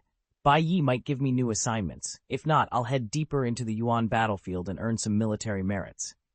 Take me with you, Ning Yi said, still pink. All right, he replied. They went to the fort's exchange, where Lin put several unneeded items up on consignment. Hell Outpost equipment is insanely valuable, usually worth hundreds of millions, so selling directly through standard channels would leave too much value on the table. At Ning Yi's suggestion, he decided to list the gear on the exchange instead. Once a sale goes through, the exchange only charges a 10% handling fee. For the moment, though, there wasn't a single Hell Outpost item listed anywhere on the market. She used the Nightmare Outpost gear as a baseline and marked the prices up. After cataloging what she had, Lin Moyu still had a surprising amount: a Hell Outpost longsword, a Hell Outpost great axe, a Hell Outpost long bow, 2 Hell Outpost staves, plus a shield, light and heavy armor, rings, and bracelets. Each run dropped 2 to 3 pieces of equipment. None of the pieces had stat requirements, and Ning Yi wasn't eligible for them anyway. Everything belonged to Lin Moyu. She set the price at 10 million gold for each weapon, 5 million for each piece of light or heavy armor, 3 million for each ring or bracelet, and 15 million for the shield. Just the Hell Outpost equipment alone added up to 90 million gold, not counting crafting materials. Dragon materials were even more lucrative. Someone had posted a quest and bought up a lot, driving the price through the roof. Lin Moyu kept only what she needed to complete that quest and sold the rest at 350 apiece, netting another 20 million gold coins. The rest of the haul came from a team of Rutgers professionals. Lin Moyu listed the items directly on the exchange. There were 11 complete sets in all, every one top-tier gold gear, each set worth tens of millions. After the sale, he took in over 100 million gold coins. Once he sold the rest of the gear retrieved from the Hell Post, his net worth would top 200 million. Suddenly, the mid-level skill core he'd been eyeing didn't seem so pricey anymore. Ning Yi smiled. Don't get cocky. A few 100 million is nothing. Lin Moyu could only stare. She treated that kind of money like pocket change. Ning Yi went on. On the second run, you need huge amounts of materials, and each lot costs tens of millions. Buying mid-level skill scrolls for level 40, 50, and 60 will eat through hundreds of millions in no time. And as for advanced skill scrolls, don't even think about finding them for sale. Even if someone sold them, we'd still need at least 1 billion copies. So it's really nothing, Lin Moyu muttered. Hearing Ning Yi's calm assessment, he finally relaxed. By her estimate, it really wasn't worth worrying about. Ning Yi went on, there are a lot of things you can't buy with gold coins. Grandpa always says that among top professionals, bartering is the standard way to trade. There's another form of hard currency besides coins: military merit. If you go to the fort above number 6, you can buy a lot of things with military merit. Chapter 138, The World Has Forgotten, another name of Lin. Moyu had sold everything that could be sold. Only one piece of equipment still bothered him, the Vulcan suit he'd taken from Rogers. Forged by master blacksmiths and alchemists, it was only classified as gold gear, but its stats easily outmatched the best gold armor, nearly on par with the Hell's Post set. More importantly, it had been crafted specifically for the legendary Vulcan fighter profession and carried bonuses keyed to that class's skills. Worn by anyone else, its value would be limited. It was difficult to sell and far too good to waste. In the end, Lin Moyu decided to keep it and hand it over to Bai Yuan. Using the teleportation array, the two of them returned to Zhenzong Academy. The trip had taken its toll on Ning Yi. She looked pale, her eyes squeezed shut, and she remained curled up in Lin Moyu's arms. Long-distance teleportation still left her weak and disoriented. It took her a little while to recover. When she could speak, Ning Yi said, "I'm not going back to school. I'm going to find my second grandfather." She hesitated, then added, "But he's not at the academy." Lin Moyu nodded. "All right, be careful on the road." After Ning Yi left, he contacted Bai Yuan. The other man's deep voice came through the communicator. "Why are you back?" "I'm returning to turn in the quest," Lin replied. There was a 2-second pause, then Bai Yuan blurted out, "You finished it?" "Yes." Another 2 seconds of silence, then Bai Yuan's mood showed. "Then get out of there fast. Do you want me to come pick you up?" Lin pulled out the teleportation stone Bai had given him, activated it, and vanished to the Baishan courtyard. In the small yard, Meng Anwen sat with his eyes closed in meditation. He opened one eye and said dryly, "What's so surprising?" Bai Yuan's voice echoed from the communicator. "Lin's back. The task I gave him is done." Meng Anwen barely looked surprised.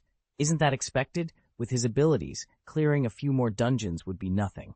Bai Yuan knows it too. What Lin does for you is more about time than effort." Footsteps sounded outside the courtyard, and Lin Moyu stepped in. "Come sit down, and pour the tea yourself." Bai Yuan said it like an order. Lin Moyu was used to the brusque treatment. He poured tea for Bai Yuan and Meng Anwen first, then took a cup for himself and sat. Bai Yuan studied him for a moment and then let out an odd little sound. Meng Anwen frowned. "If you've got something to say it. Don't just squeal." Bai ignored him. "Kid, how are you level 26 already? You've been leveling up ridiculously fast." "I've been grinding the book dungeon," Lin replied. He didn't feel particularly fast. He'd been running it with Ning Yi and splitting the experience with her. If he hadn't given half the XP away, he should be level 28 by now. "Are you out of cooldown charms?" Bai asked. "Use them all," Lin said. Bai did some quick mental math and his puzzled look deepened. "No, even if you solo the nightmare dungeons, you can't get that many levels that quickly." "I'm doing the hell dungeon," Lin said, "but I bring someone with me." Bai Yuan's eyes went wide. Meng Anwen chuckled. "See, I told you, this kid might be running the hell dungeon." The person with him was the old man's cherished granddaughter. Lin Moyu didn't shy from it. He simply admitted, yes. Bai Yuan, Ning Tairan, and Meng Anwen were all heavy hitters on the same level. When confronting the abyss together, they inevitably knew each other. "That title," someone began. "Got it." Bai Yuan cut in. "Title, King of the Dragon Clan. All attributes plus 500, skill consumption halved." As he spoke, Lin Moyu produced every ingredient Bai Yuan had asked for, and with a small, apologetic gesture, laid out a cooling talisman whose magic had long since faded. "Lord Baishan, I couldn't find an alchemist to recharge this," he said. "Please," Bai Yuan chuckled. "You don't beat around the bush. Recharging a cooling with talisman isn't easy." Lin Moyu grinned and stayed blunt. "You told me to be straightforward, Lord Baishan. I won't waste your time. If you need anything else, tell me," he added quickly. "I'll come back if I have to." Bai Yuan packed the materials away carefully. "Don't worry about it," he said. "You don't need to do anything more. I'll handle this and let you know when it's done." "Thank you, Lord Baishan." Bai Yuan smiled approvingly at Lin Moyu's tone. "You know about the professional tournament, don't you?" Lin Moyu nodded. "I know. The tournament is held every 5 years. This time it's being hosted by our Shenxia Empire. Your match is scheduled in 10 days. "I'll participate," Lin said. Bai Yuan sipped his tea and grew serious. I don't just want you to enter, I want you to take first place in your division. The exact rules will be posted later. Keep an eye on your communicator. You'll be notified when it's released. Understood. Lin's direct, no-nonsense response pleased Bai Yuan. Lin then reached into a case and laid out a set of equipment. Lord Baishan, I need your help preparing these. Bai Yuan's brows lifted. Where did you get a golden Vulcan suit from the Vulcan temple of the ancient Luo Holy See?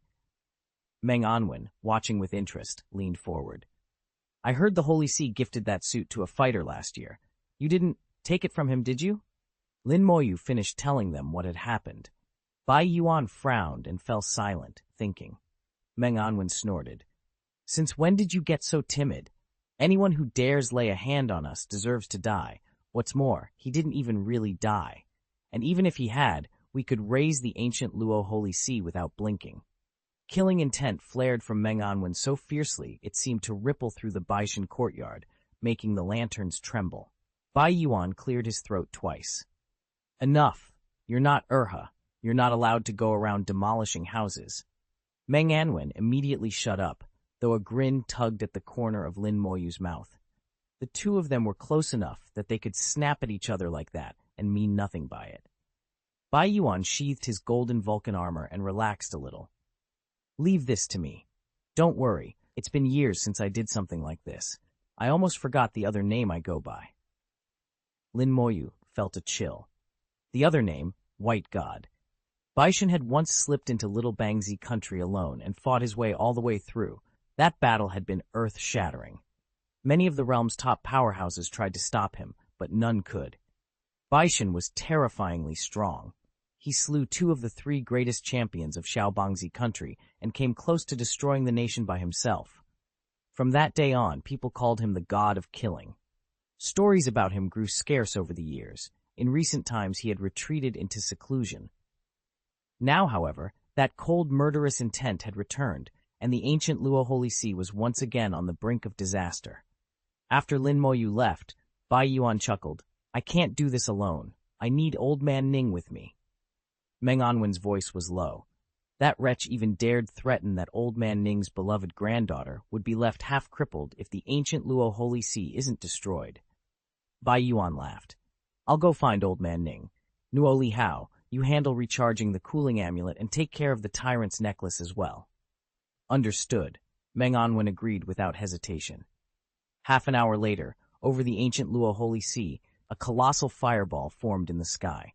It was more than 100 meters across, blotting out the heavens like a second sun. The sun vanished, and the entire Holy See of ancient Rome was bathed in a hellish crimson. Heat surged, the ground seemed to smolder. People poured into the streets, faces pale with fear. What is that? Where did that fireball come from? How can something that big just appear? It's terrifying, like the work of a god-level mage. The god of fire himself? Look, there's someone next out. T to it. Enemies, he's hovering in the air, a top 3rd-rank expert. High above the city, Ning Tairan and Bai Yuan stood in the void, framed by the roaring fireball. Voices rose into a single, frantic cry. Gubat, get out of here! The shouted warning echoed through the square again and again. Ning Tairan's roar cut through the chaos, sounding like a lion and shaking the whole Holy See. Chapter 139. No statue can tell if he can be resurrected. The hall of the ancient Roman Holy See trembled as if it might collapse at any moment. Everyone inside, the elders, the acolytes, the practitioners, wore looks of sheer horror. Where had this terrifying figure come from? If that enormous fireball struck, it would wipe out at least half of the Holy See. No one had ever seen a fireball like it. Their Pope Cubat was a name spoken with weight and fear. No one dared speak back to him. In this situation, anyone who made a sound risked drawing a death sentence. Suddenly, 7 figures shot out from the main hall and steered straight for Ning Tire. They were the Holy See's highest-ranking officials, 6 elders and Pope Cubat himself. Each was a top-tier practitioner who had completed 3 rotations and pushed well past level 70. The Pope is here, someone breathed. The elders are here too. Maybe that will be enough, another whispered. But even as relief rippled through the crowd, a few watched the newcomer's aura and frowned. I hope it's enough, one murmured, but he doesn't seem afraid of the Pope at all. Seeing the Pope and the elders arrive did calm the congregation, just a little. The crowd had assumed their Pope and the others, top professionals all, would be able to handle whatever trouble had appeared. Then a voice rang out. "Who's looking for me?" Pope Gubat took a sip of wine. The next instant, when he saw who was approaching, his face went pale, and he was completely stunned. It was Ning Tyron, a god-level operative from the Shengxia Empire, a man of terrifying power. Even though Gubat himself was a top professional, Ning clearly outclassed him. The people flanking Ning were even more alarming. Gubat's pupils narrowed and his whole body trembled. Shengxia's godslayers, he thought. He actually came here. Did these two mean to destroy the ancient Roman Holy See? Gubat searched his memory for anything he might have done to offend them and came up with nothing. He forced a smile and bowed slightly. "You two are here. I have something to say. If we have in any way offended you, I apologize," he continued, voice faltering. "I, Pope Gubat, am simple and ignorant. I admit my mistake. There is no intention of disrespect." His sudden humility stunned everyone gathered. The faithful stared in disbelief. Why would their own pope publicly abase himself like that before these strangers? Ning Tyron's voice was cold.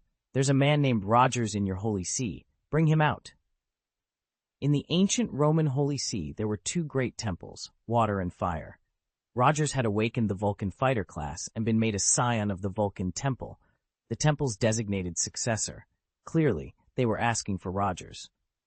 Given the vast difference in rank and status between the two sides, it seemed impossible that Rogers would dare offend someone like Ning Tyron. Ning Tyron made a small gesture toward the elders by his side, ordering them to fetch Rogers at once. If Ning Tyron had spoken, there had to be a good reason. Whatever it was, they would come and explain themselves. And if these two men proved unreasonable and threatened the entire ancient Roman Holy See, there would be no room for argument. Gubat asked cautiously, "I don't know where Rogers could have offended either of you." "He didn't offend me," Ning Tyron said. Bai Yuan sneered, "He didn't offend me either." Gubat and the other elders visibly relaxed. If neither of them had been offended, perhaps there was no danger. But their relief was short-lived. In the next second, Ning Tyron's follow-up words cut that relief to the bone. A cold, murderous light flared in Ning Tyron's eyes. "He offended my precious granddaughter," he said. Bai Yuan added lightly, "He also insulted my precious apprentice." Gubat visibly trembled, nearly losing his balance in midair. Whatever this was, it was far worse than offending him. The mere thought made him shiver. He had muttered complaints about Rogers in private more times than he could count. What on earth had this man done? They brought Rogers out a few moments later. He had been resurrected only a short while ago. His body was weak and would need time to recover. He'd been resting when they hauled him out by force, bewildered. His confusion deepened when he saw the sun-like fireball hovering above him. "Is that the god of fire?" he asked. A sudden lift of light caught him, and a gust of wind carried him partially into the air. Gubat spoke cautiously. "My lords, this is Rogers. He died 2 days ago and was just revived." Ning Tyron's voice sharpened. "You used a dungeon tracking scroll to lead people to hunt Lin Moyu? And you still dare call my granddaughter a toy?" Bai Yuan's words crackled with cold fury. At those accusations, Rogers' eyes flickered with panic. Then his pupils unfocused, and his expression slid into something deranged. Guguat's brows twitched. He realized Ning Tyron had just used an enchantment. There was no way a level 30 like Rutgers could resist something at Ning's level. Rogers' face contorted with ferocious hatred as he screamed, "How dare he kill me? How dare that brat kill me?" "Sooner or later I'll have my revenge," Rogers raged. "The title belongs to me, and so does that woman. I'll make her my plaything. I don't care if she lives or dies." The color drained from the faces of everyone watching. This was serious trouble. Guguat opened his mouth to speak, but Bai Yuan cut him off with a look. Bai Yuan's eyes were ice-cold and merciless. A terrifying aura rolled off him, a palpable killing intent that made the air vibrate. The whole town shook. It was as if the return of a godslayer had arrived. Ning Tyron sneered. "He can be resurrected after death. His imprint stored in the statue at the Holy See, isn't it? Let's see if he can be brought back without that statue." He raised a finger, and a massive fireball hanging overhead plummeted straight toward the holy sea of Guro. Cubate's face went white with shock. "Hurry and get everyone out," he shouted. "Everyone, run!" The elders sprang into action, diving down and hauling a large number of clergy away from the square. Only Rutgers remained hovering above. No one paid him any heed. Gubat, the man responsible for this chaos, wished the earth would swallow him. A massive fireball rolled down and slammed into Rogers. The heat was so intense, Rogers vaporized instantly. There was no slow burning, only sudden disappearance. The fireball fell slowly enough that most had time to flee. A minute later, the Holy See's headquarters were empty. The fireball struck, detonating into a brilliant inferno that turned the sky blood red. The ancient Roman Holy See's compound became a sea of flame. The ornate palace collapsed in the blaze. Ning Tyron's voice cut through the roar, cold and hard. "There will be another time. This old man will destroy the Holy See of Guluo." When the two of them left, Gubat's face was twisted with fury and despair. The Holy See's headquarters had been consumed by fire and reduced to smoldering ruins. He couldn't help but feel sorry for the god statue in the Holy See headquarters, the idol that had the power to imprint souls and bring the dead back. Now the statue was gone, and with it the spirit imprint. Those few disciples of the Holy See who had been soul-branded would truly be dead if they died now. Everyone understood how precious and difficult that statue had been to create. It had taken the Holy See years to accumulate the power and knowledge to build it. Several of the elders wore grief on their faces. Gubat let out a long sigh. "As long as we're still breathing," he said, "and given the temper of those two, the fact that they didn't slaughter us outright is a kindness. Don't forget how miserable the Bangzi kingdom was back then, how many people it cost." The room went quiet at the mention of Bai Yuan's actions. Old wounds tightened into fresh tension.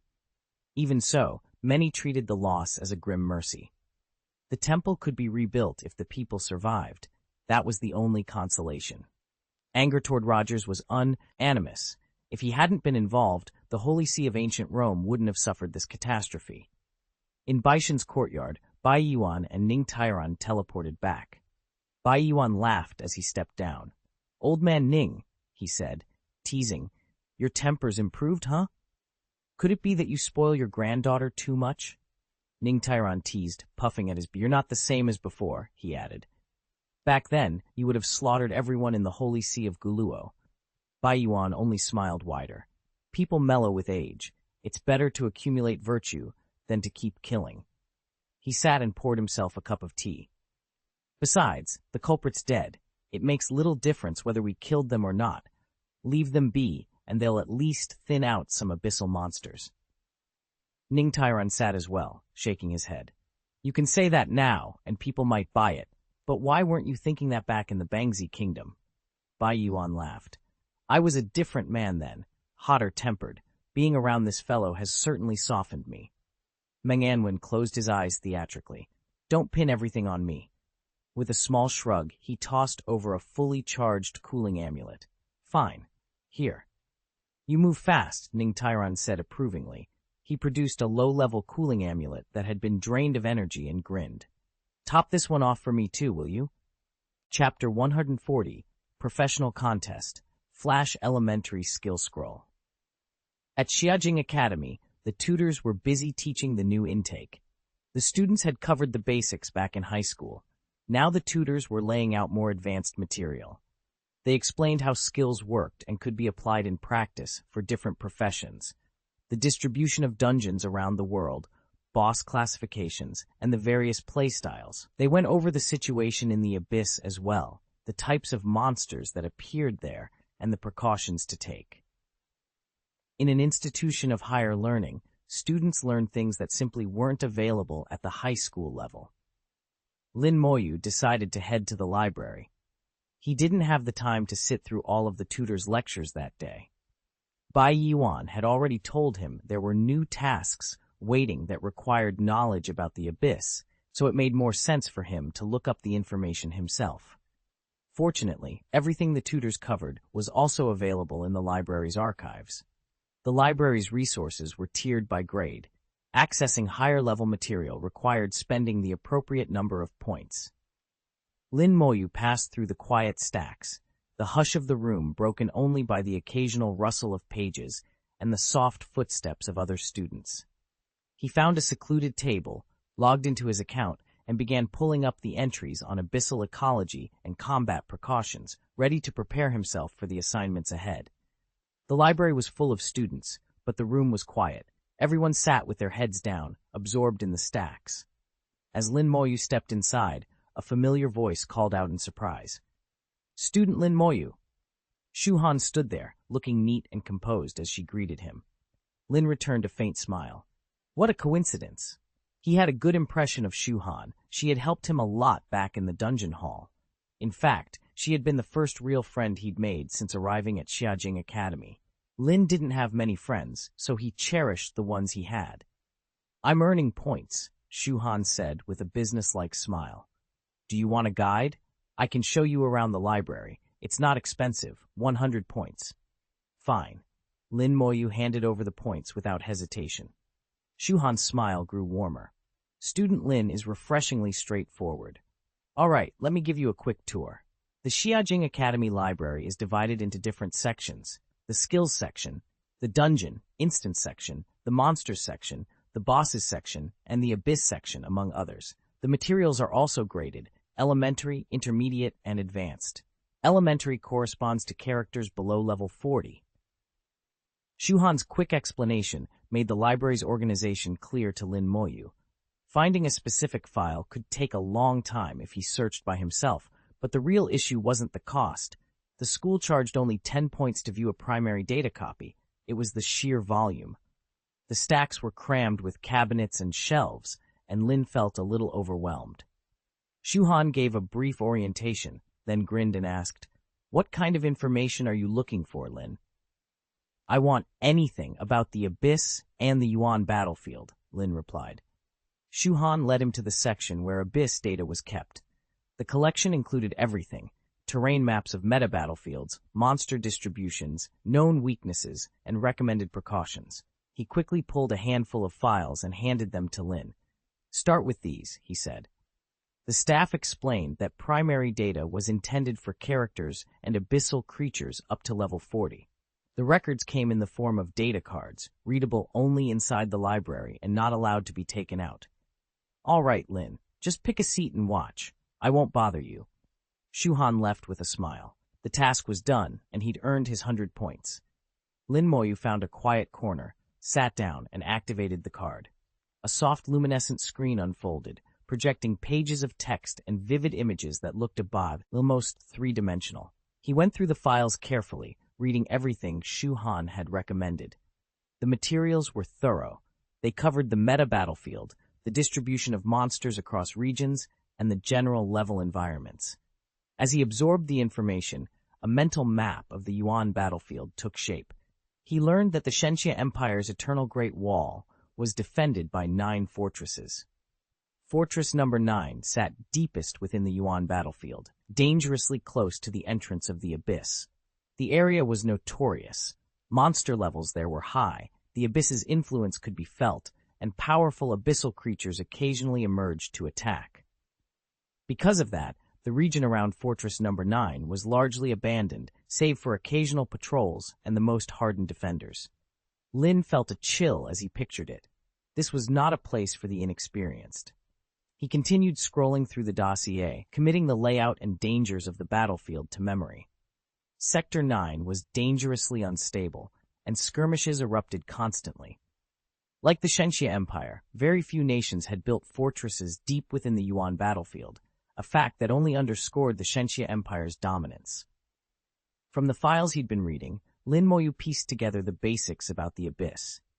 The abyssal dog he'd killed was hardly a notable creature. Dog demons were among the most insignificant denizens of the Abyss, the refuse of its hordes.